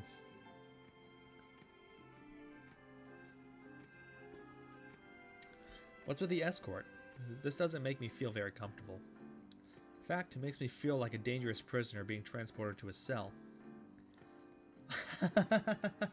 What's wrong, Hee-chan? Student council. Well, that's highly unlikely, but still, for some reason, it just seems like it would be so plausible. Getting to the student council room is as simple as turning 2 corners from where we started. What? That's it? This makes you guys being on top of me even seem a little silly.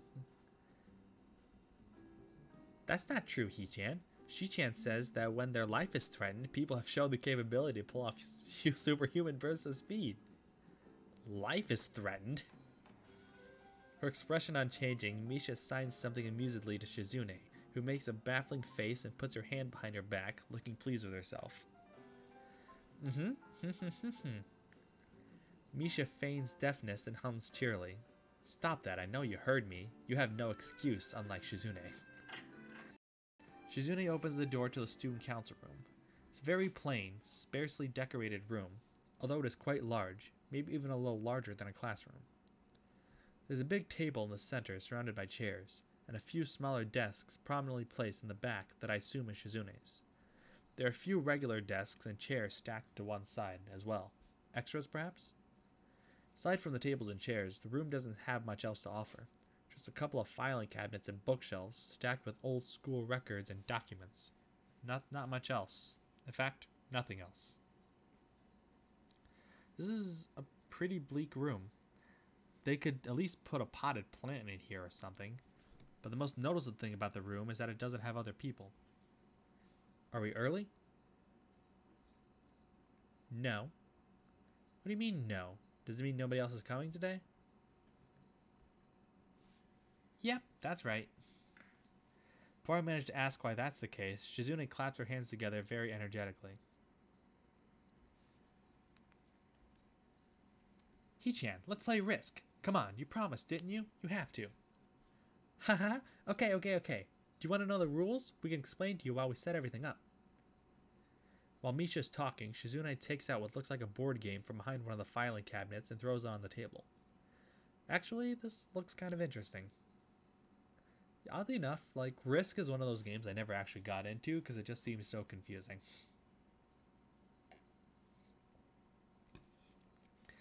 After Misha spends a little too long for her liking, running through the basics of what's somewhat vague and confusing tutorial, Shizune cuts in and declares the game has started with a decisive motion, slicing her arm in the air.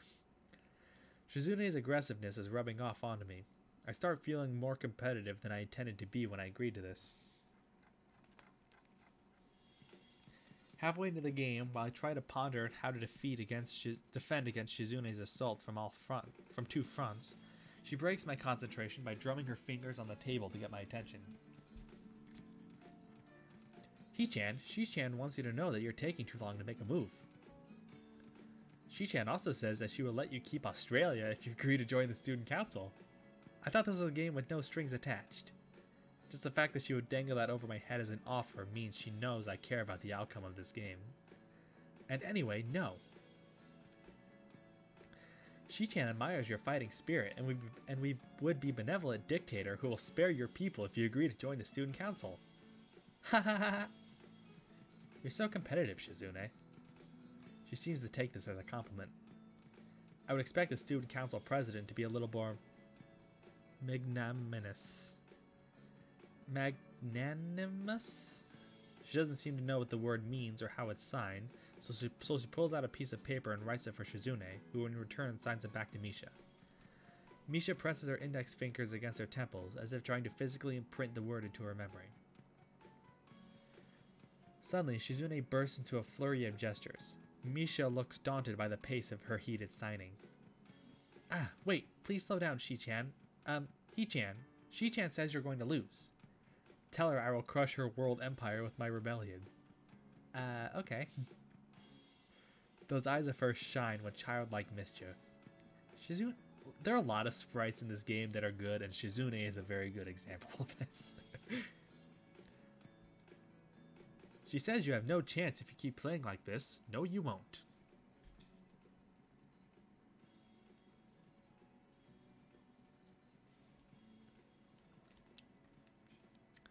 Alright, so do we... It's a trap, it's smarter to play defensively. Or she has a point, attack aggressively.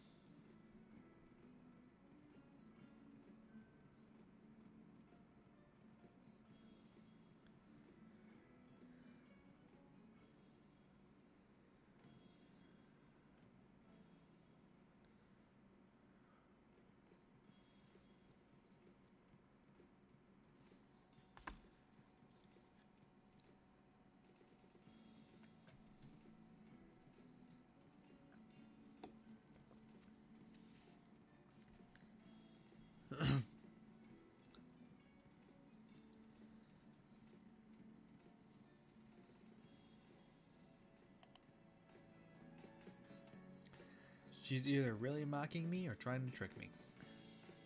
I have nothing else to lose though, so I might as well try something different. Maybe if I spread out my forces and try to control more territories, I can recoup the advantage. Shizune seems to focus on conquering whole nations. Maybe I can sacrifice my hold on continents to gain more small countries. It's worth a shot. A few turns later, I end up losing the game anyway. Shizune adjusts her glasses victoriously and allows herself to tentatively pump a fist in the air in celebration. I win! I win! Yay! There's no need to translate that, it was pretty clear. Don't look so sad, He-chan. You were really giving it your best, and that's what I thought. Sometimes your best just isn't good enough, though. If anyone knows that, it's me. You did very well for someone who learned just how to play today. He-chan, you attacked Iceland and North America at the same time. That's a very daring move. Shi-chan is impressed. The mark of great people is that they are daring, that they follow through. You're already halfway there. Isn't that great, He-chan? That isn't enough, though. Just potential isn't enough. There's no point to potential if you don't take the first step. There's no point to that if you don't keep going. I want to see more. You're right, Shi-chan, but that's so demanding. Shizune leads forward, suddenly looking a lot less playful and more like the serious person I expected her to be from the start. He-chan, would you like to join the student council? She really doesn't waste any time, does she? But it's only my second day of school, so I'm hesitant about committing to something so early. I haven't even taken a look at any other clubs yet. But spending time with Shizune and Misha doesn't seem like something I would hate. I still need more time to think about it before I decide for sure. Maybe. I'll get back to you on it. Okay, He-chan, but I hope you're not just saying that so you won't feel bad. No, really. Really? He-chan, if you're going to say that, you're saying it because it's definitely the truth, and there can't be any mistaking it. I know. Guess I should have my revenge for losing at the very least. Shizune smiles at that in a mischievous way that feels like twisting the knife in the wound of my loss. I take a glance at the clock in the wall and realize I spent far longer playing Risk than I expected. Sorry, I think I have to go. I wanted to go to the library. It's not closed yet, is it? Shizune scratches her head and gestures at Misha. How hard can it be to determine whether the library is open? There's a clock right over there on the wall. It should be, unless the librarian is absent. I think you're right, Shi-chan. We think the library is open. It's on the second floor. Can't miss it. Do you want us to show you where it is? No thanks, it's okay. See you tomorrow. Bye-bye. One flight of stairs and I run into problems. The second floor hallway is a carbon copy of the third floor one. Wide, of course, and plain, like only hallways can be. The problem is that the library's whereabouts are not as easily determined as one would think. The classrooms are marked with signs stating which class they belong to, but then there is a plethora of other unmarked rooms. Is the library one of them, or is it just somewhere down the hallway? I bet on the latter and choose my direction at random. After I turn around the corner, an unmarked door draws my attention because it's not closed. This is about the part where we got to last time. It's not open either, though, just barely ajar so I can't see it's open and nothing else. It would make sense for the library door to be invitingly open, and while this one is not quite that, it's good enough. At the very least, it means that someone is inside, and I can ask for directions no matter how embarrassing it is. I gingerly push on the center of the door with my fingertips, every muscle in my arm ready to pull back at a moment's notice. The feeling of being an outsider to the school can't be shaken from my mind, so much so that I instinctively feared doing something wrong by entering. The door slowly creaks as if groaning from a deep sleep, though it was much easier to open than I had anticipated. Leaning over and poking my head ever further inside to gain sight of the room as fast as possible, the meek hello on my lips is quickly snatched away.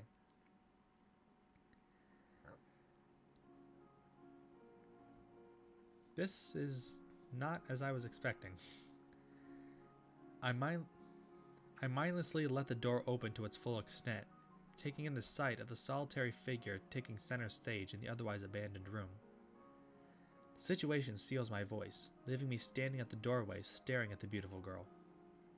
Evidently having taken her time to assess the situation, the girl gently puts down her teacup and opens her eyes, but doesn't look at me. Hello there, may I help you? Staring directly in front of herself, the movements of her lips seems to break the silence rather than the words. However, it's the soft, measured voice that reminds me she's a being separate from the room itself. Not only is she likely the tallest girl I've ever laid eyes on, but even among the foreigners I've met, she's strikingly distinct.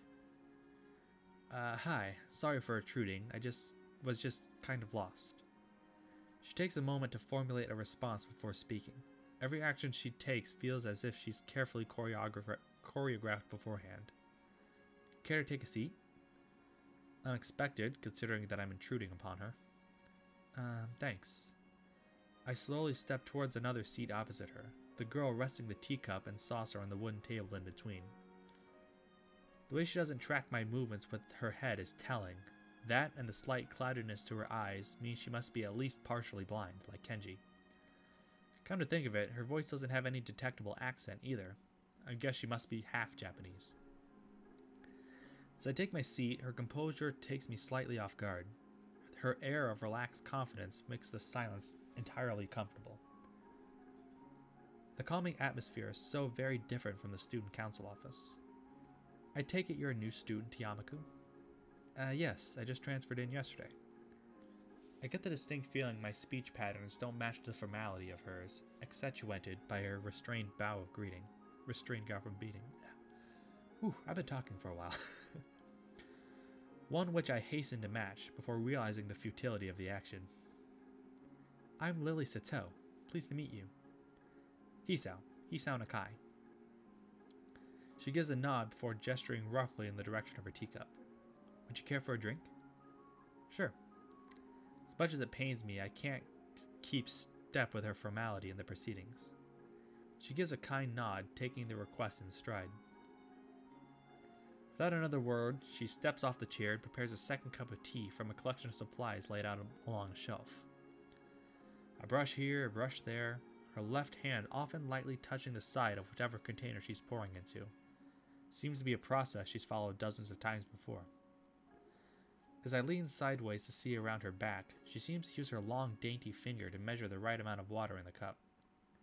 It's one thing to see the different disabilities the students in my class have, but it's quite another to see how everyone seems to adapt. Shizune and Misha have no problem working together to communicate to me, and Lily herself seems to have workarounds for problems I've never thought of. While I feel slightly guilty about her doing the work, she seems pleased to be following the correct process of the offerer preparing the drink. So, her soft voice brings me out of my silent observance. Which room are you looking for? It's not often this classroom is visited after school. The school library. some classmates told me it was on this floor. She finishes pouring water into the teacup as she nods, a slight metallic tapping coming from the teacup indicating it being stirred. I'm aware of Miss Hakamichi, as are most students. To be with them means you're in class 3-3, no? That's right, in the science room with Mato. She gives a small giggle before setting down the teaspoon and slowly walking towards the table, teacup and saucer in hand. He's quite a character. I imagine you'll come to like him. Most do. As she sets down the tea, I take it and have a sip. I'm really more of a coffee person, but this seems like a rather bad moment to bring it up. Nonetheless, the smell is quite nice. I hardly think it'd be hard to choke down. Thanks, Sato. It tastes really nice. She smiles and quickly waves her hand in front of her face. Lily, please. There's no need to be too formal. She says this in spite of her exceedingly well-bred speech. Oh well. Guess I should try and ask her about herself, as if it really does seem fair if she's catering to me. So, which class are you from? I imagine it's one of the third-year classes. Correct. I'm in class 3-2, which is on the third floor, same as yours. It's taught by Miyagi, and is specifically for both blind and partially blind students. I see. Sorry. I feel like slapping myself for the faux pas. Looking at her face, though, she doesn't seem in the least bit put off by it. My, there's no need to change your speech on my account. Sure. Sorry, I guess I'm really showing my newness here. An environment like this would be a big change, so I can't fault you for that. While the same can't be said for everyone, many have come to terms with their conditions. Category which would include her, it seems. All too ready to jump ship from this particular topic, I segue to another. Do you come here to drink tea often? It's a really nice place. Thinking on it, this might be her vision of the place behind my school that I like to have lunch at. I come here fairly often during lunchtimes. My duties as class representative don't leave enough time for an official club, so a friend and I use this room for having tea. Class representative, huh? Compared to Shizune, her mannerisms seem to be almost completely opposite. While Shizune is blunt and fiercely driven, Lily seems relaxed and calm, almost aloof. Come to think of it, she might be useful for a less biased view of the school's clubs. What kind of clubs are there to join? The more popular ones are the track and field club, which use the field near the school during lunchtimes, the baseball club, and the book club in a room near the library. There are also numerous small ones too, though, such as art and music clubs. At a time when I'm just wanting to get on my feet, rushing to a club right away seems slightly unappealing. I wonder if this school shares the same rule as my old one. Is it compulsory to join a club? Compulsory? It isn't, though it is encouraged. Good, that's a relief. I really let my guard down around this girl to let such a thing slip out. The fact seems to slightly amuse her. Not wanting my tea to get cold, I finally start drinking it as Lily does the same.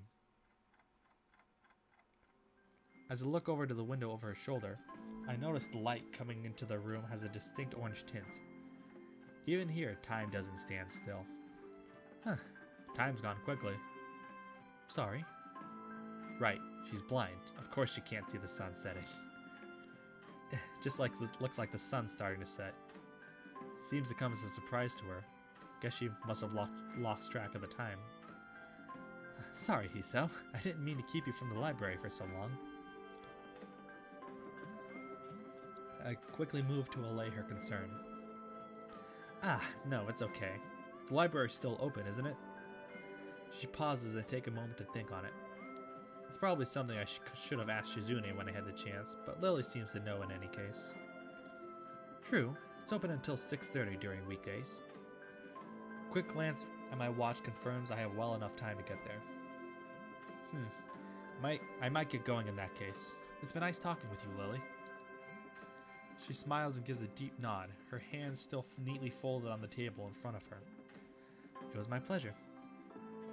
Oh, come to think of it, shall I show you where the library is? I couldn't possibly ask for more help. I should be able to find it all right. Well, unless my navigational skills fail me, which they seem to have a habit of doing.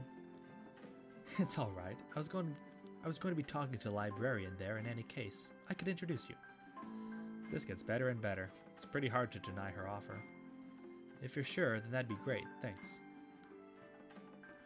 As she stands up to follow me, she takes hold of a straight, retractable cane that she had slipped in the handle of her bag on the floor.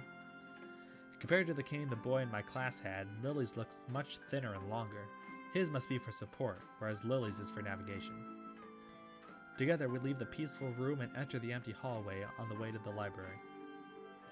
Side by side, my pace carefully slowed to match hers, we slowly walk through the hallway. It doesn't take long for us to arrive in the door into the warm-looking room, apparently suited in the center of the floor rather than the entire wing.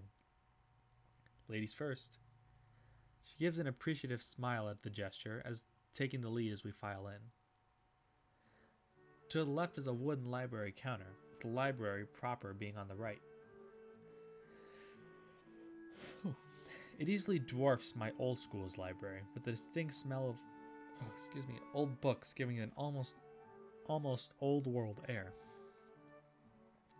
There don't seem to be a lot of students here. Considering the time, it isn't a big surprise. Everyone's probably either in the school grounds or the dorms. Yuko, are you here? She says to thin air since the librarian doesn't seem to be present, and of course Lily can't see this. What's unexpected is that it draws a reaction. Something from under the counter thuds against it, followed by a quiet wail.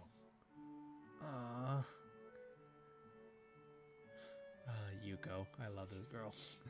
The origin, apparently the librarian, quickly crawls out and bounces up to extremely rigid attention. Hi Lily, how can I help you? Her voice is strained in a failing attempt to sound casual while she's rubbing the back of her head.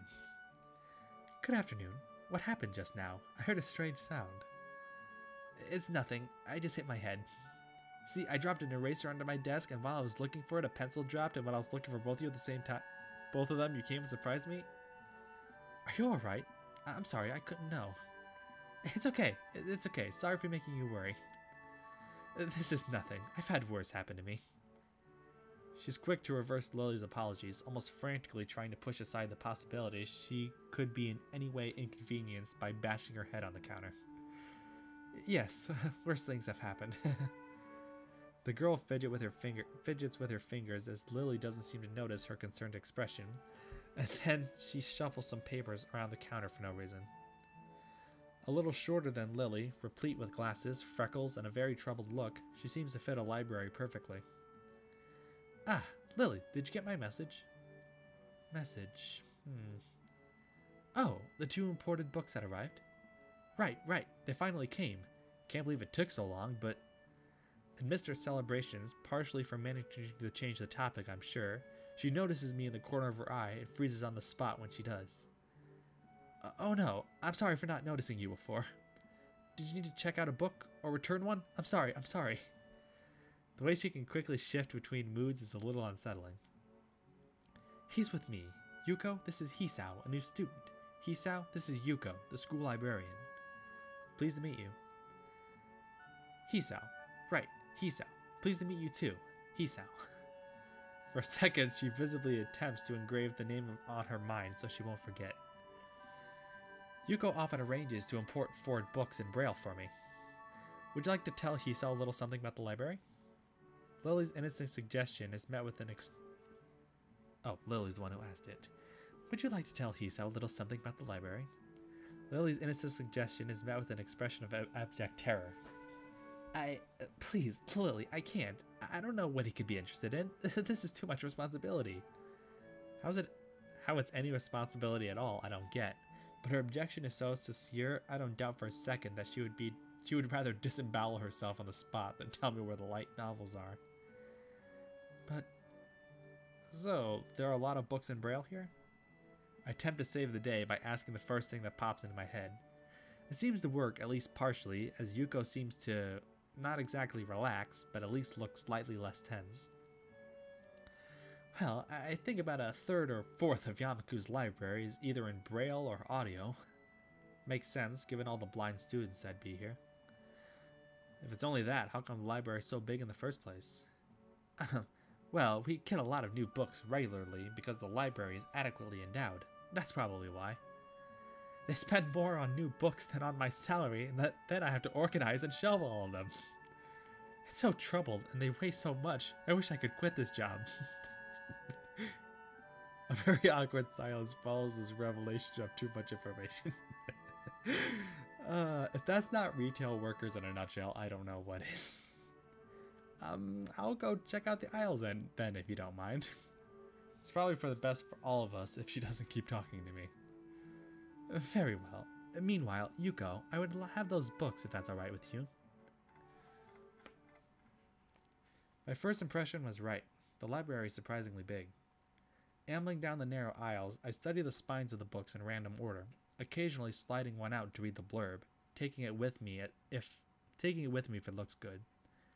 In a few moments, I have a respectable stack of books in my arms. Guess I'll never be stuck for choice in here.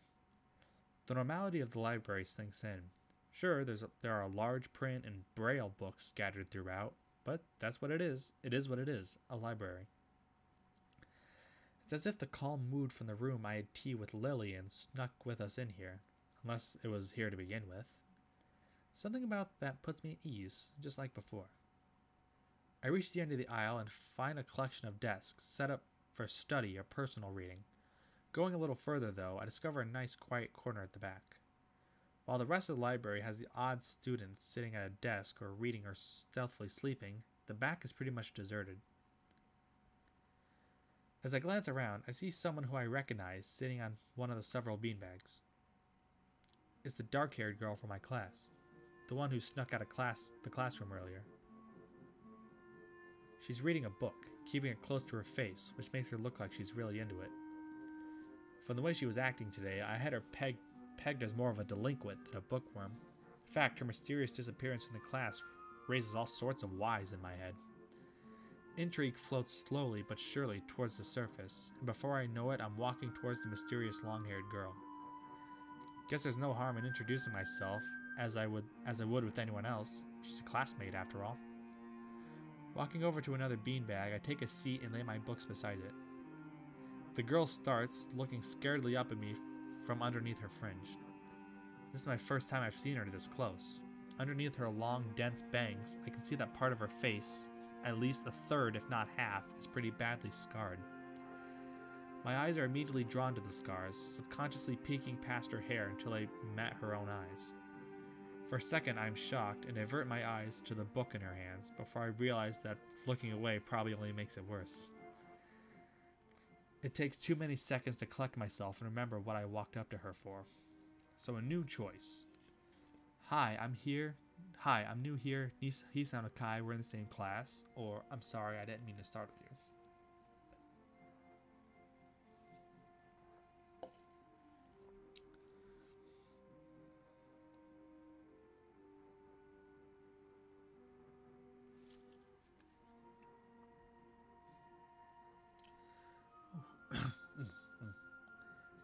And we're just about 2 hours now.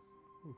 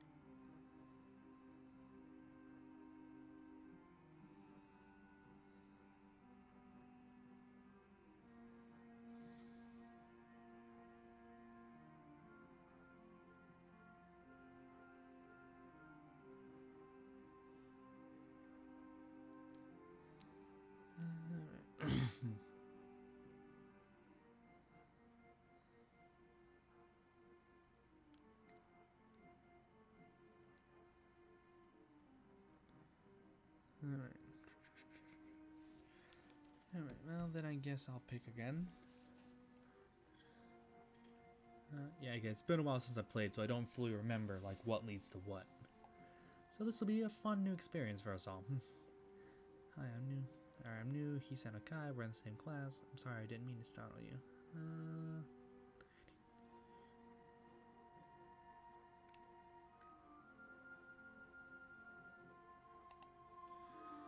Sorry, I didn't mean to startle you. It's okay. The girl certainly doesn't look like it's okay, but I'd let it slide. So, do you mind if I sit here? She seems to be very uncertain whether it's okay or not for me to sit, but she nods just a little. Okay. I take a seat next to her, and she hides herself behind her book. Life of Pi. Never heard of it. So, sorry again for startling you. I'm Hisao. She looks up from her book, stalling a little for replying. No. We are in the same class.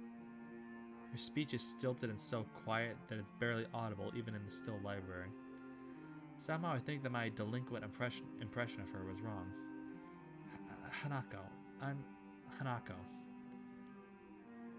I resist the urge to say, that's a nice name, just have something to say, but really it's the only thing I could think of. I feel like an idiot. Everyone here must be used to being different to each other, and here I am being all bothered and fussed up about that kind of thing. Don't let me interrupt your reading. I'll just check these books if you don't mind. She nods a little and sighs a little sigh of relief. I try to read the covers and the introductions of the book I picked up, and she buries her face in her book. Uncomfortable silence consumes us. My eyes still wander to her direction, and I sneak peeks at her flowing hair and the scars it's hiding. After a while, I realize that she's doing the same and only pretending to be immersed in Life of Pi. Her gaze is not inquisitive at all, though. It darts around like a scared rabbit. When our gazes finally meet, the chain reaction is unstoppable. She stands up forcibly from the beanbag and takes a deep breath. I've got to go do something. Without warning, Hanako takes off and runs towards the counter. Her hair-like takeoff catches me off guard I don't manage to go after her until she has a good head start. By the time I reach the counter, she's nowhere to be seen. Lily and Yuko are happily chatting away. Knowing that I won't be able to catch Hanako myself, I approach the girls. Hey, did you notice a girl run past here? Maybe. What did she look like? Long, dark hair, kind of shy. She had, some scars on her face. You wouldn't be talking about Hanako, would you? Yeah, that's her. I saw her reading and tried to talk to her, but I think I scared her off or something. Oh dear. Yuko, would you excuse me? I better try and find her. Sure. I'll just hold on till these two come back. What's going on? I'm sorry, but I'll have to explain it to you on some other time. Right. I'll see you later then. That's one effect I want to do with Berry Street, is like have the backgrounds like shift with the characters and stuff like that. That would be, I don't know, just adds a little layer of depth that I kind of like. And backgrounds are my biggest problem right now anyway, but yeah, I would love to have that effect pulled off. That would be pretty cool. Lily hastily grabs her cane and hurries out of the library, leaving me alone with Yuko. I don't think I'll ever get the hang of this place. Did I do something wrong? What did you do? Nothing. I was just looking for some books, and then she got this fit and ran off. The most offending thing I could think of was that I might have looked at her general direction a few times. Well, she is a very timid girl. You have to be very careful around her. She can be very jumpy, I think, and she's not accustomed to talking with other people. Isn't that a bit strange? I wonder. It's just how she is, I think.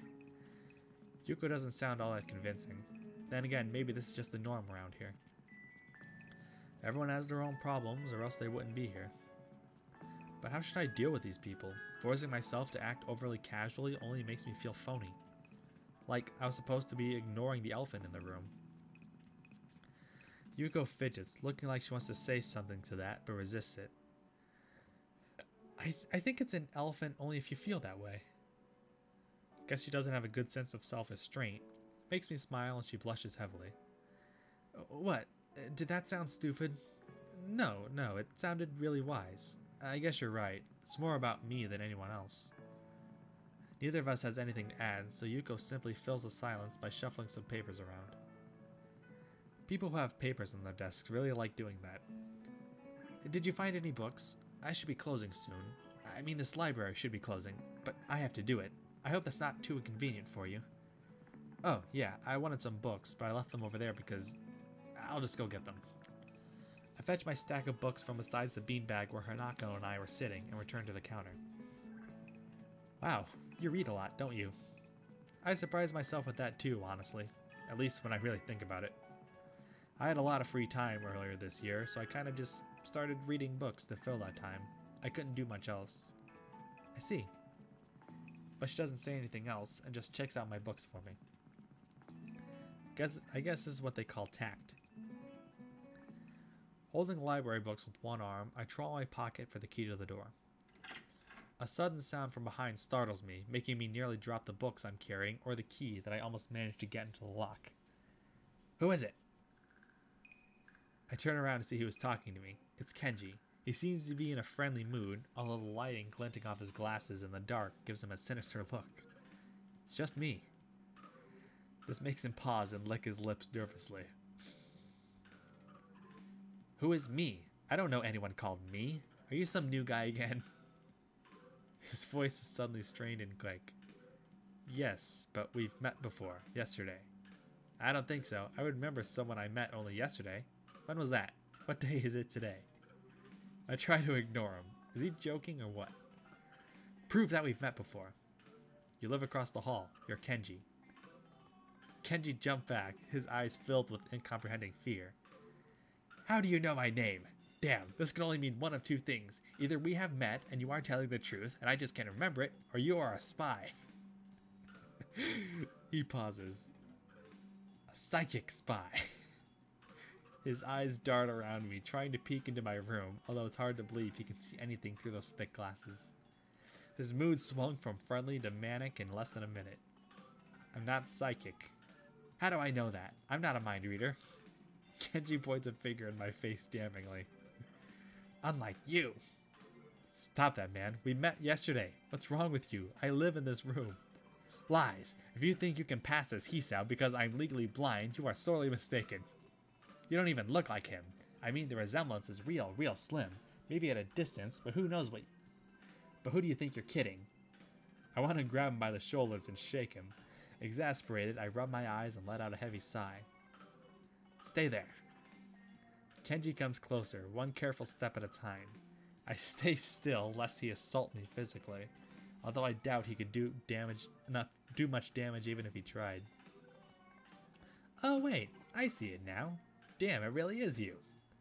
Sighing again, and then once again for good measure, I step backwards just in case.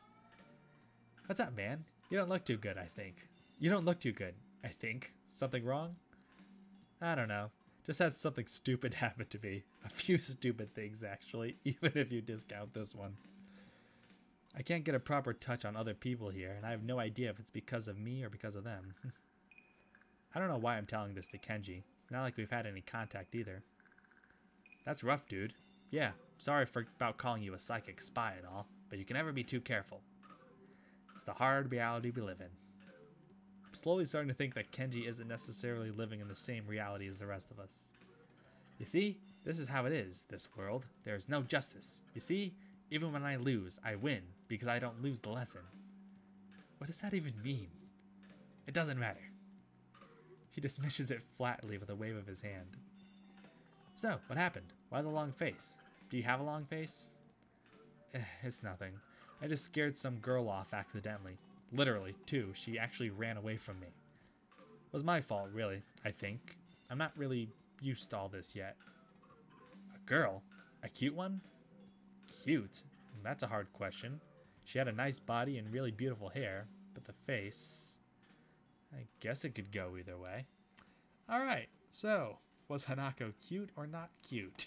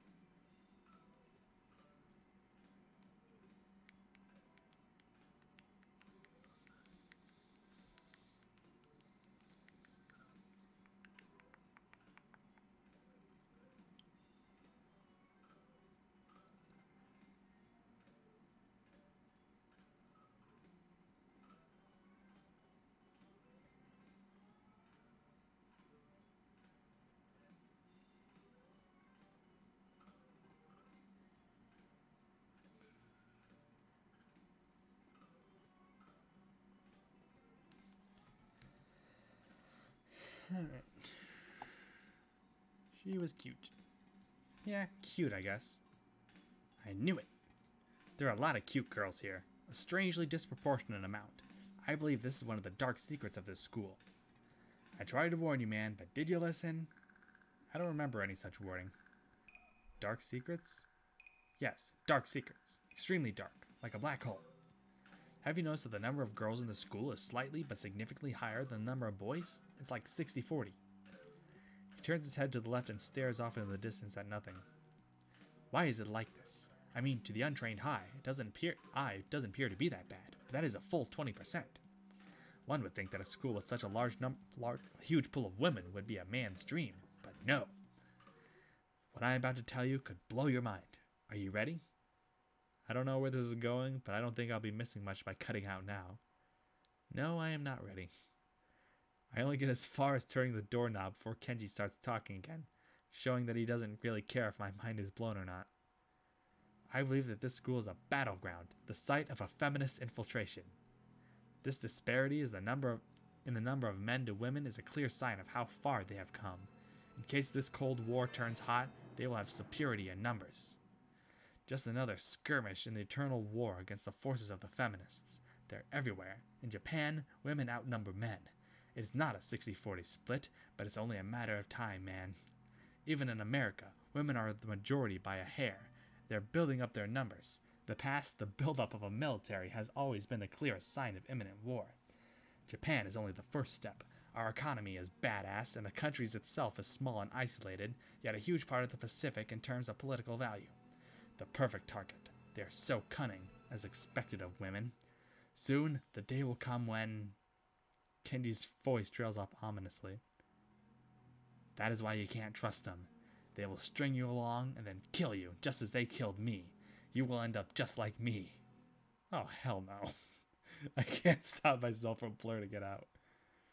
Hey, what the hell does that mean? You said it, not me. It's the best I could think of. So, you're not supposed to say anything like that. Damn, that's so rude.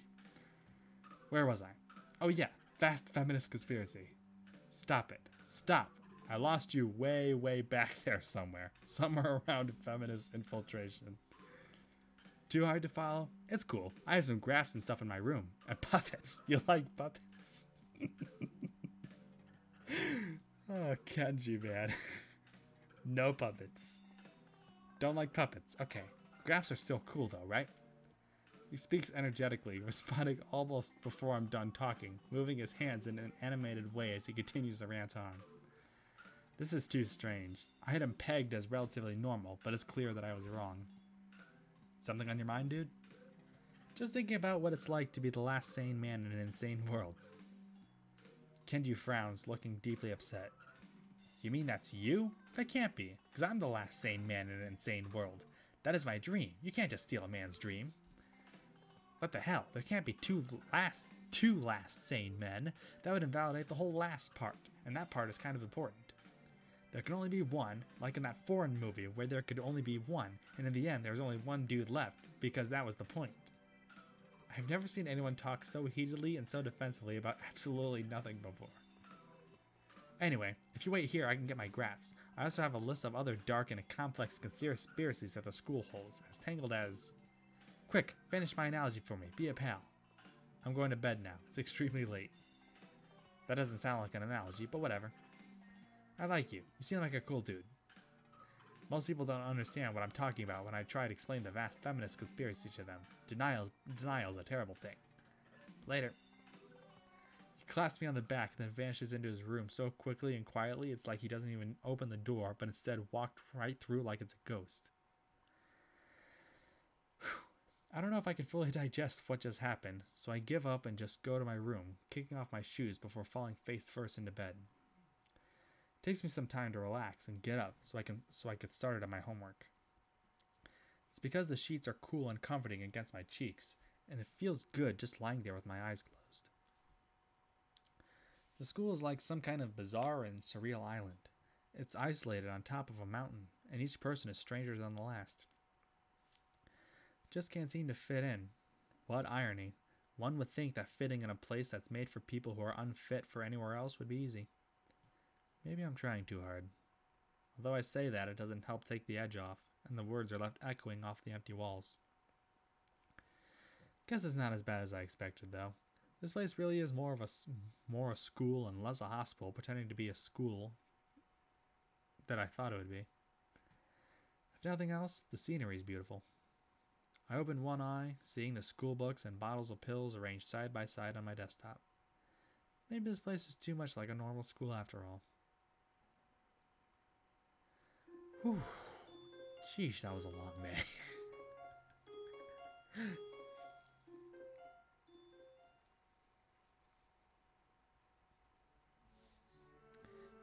I just realized I haven't been saving.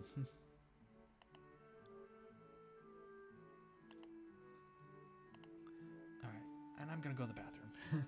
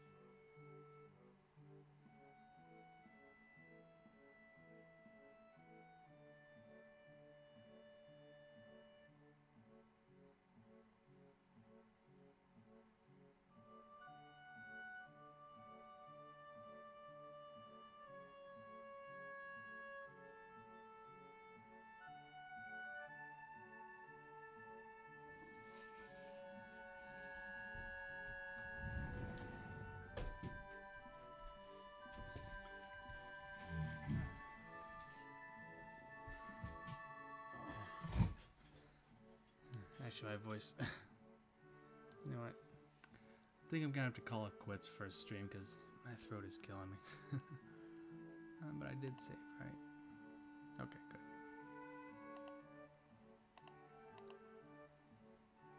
Let's go to the main menu.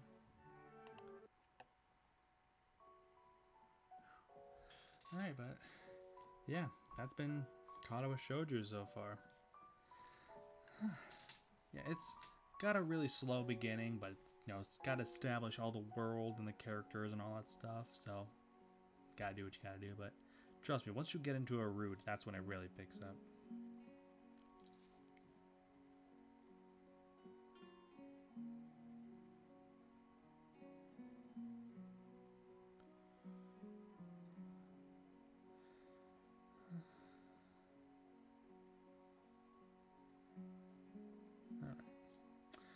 Anyway, that'll be it for my first stream in a long while. I'd say it could have been a lot worse, but yeah. If nothing else, I'm glad to be getting back into the story again because I've really missed it. I've missed it. And it's partially my inspiration for my visual novel, Berry Street, like I said, so nice refresher to how some things I could get from, not steal, but get some inspiration from, some tonal inspiration, if that makes sense. So, yep, that'll do it for me. So, thank you all for watching, and I'll see you whenever.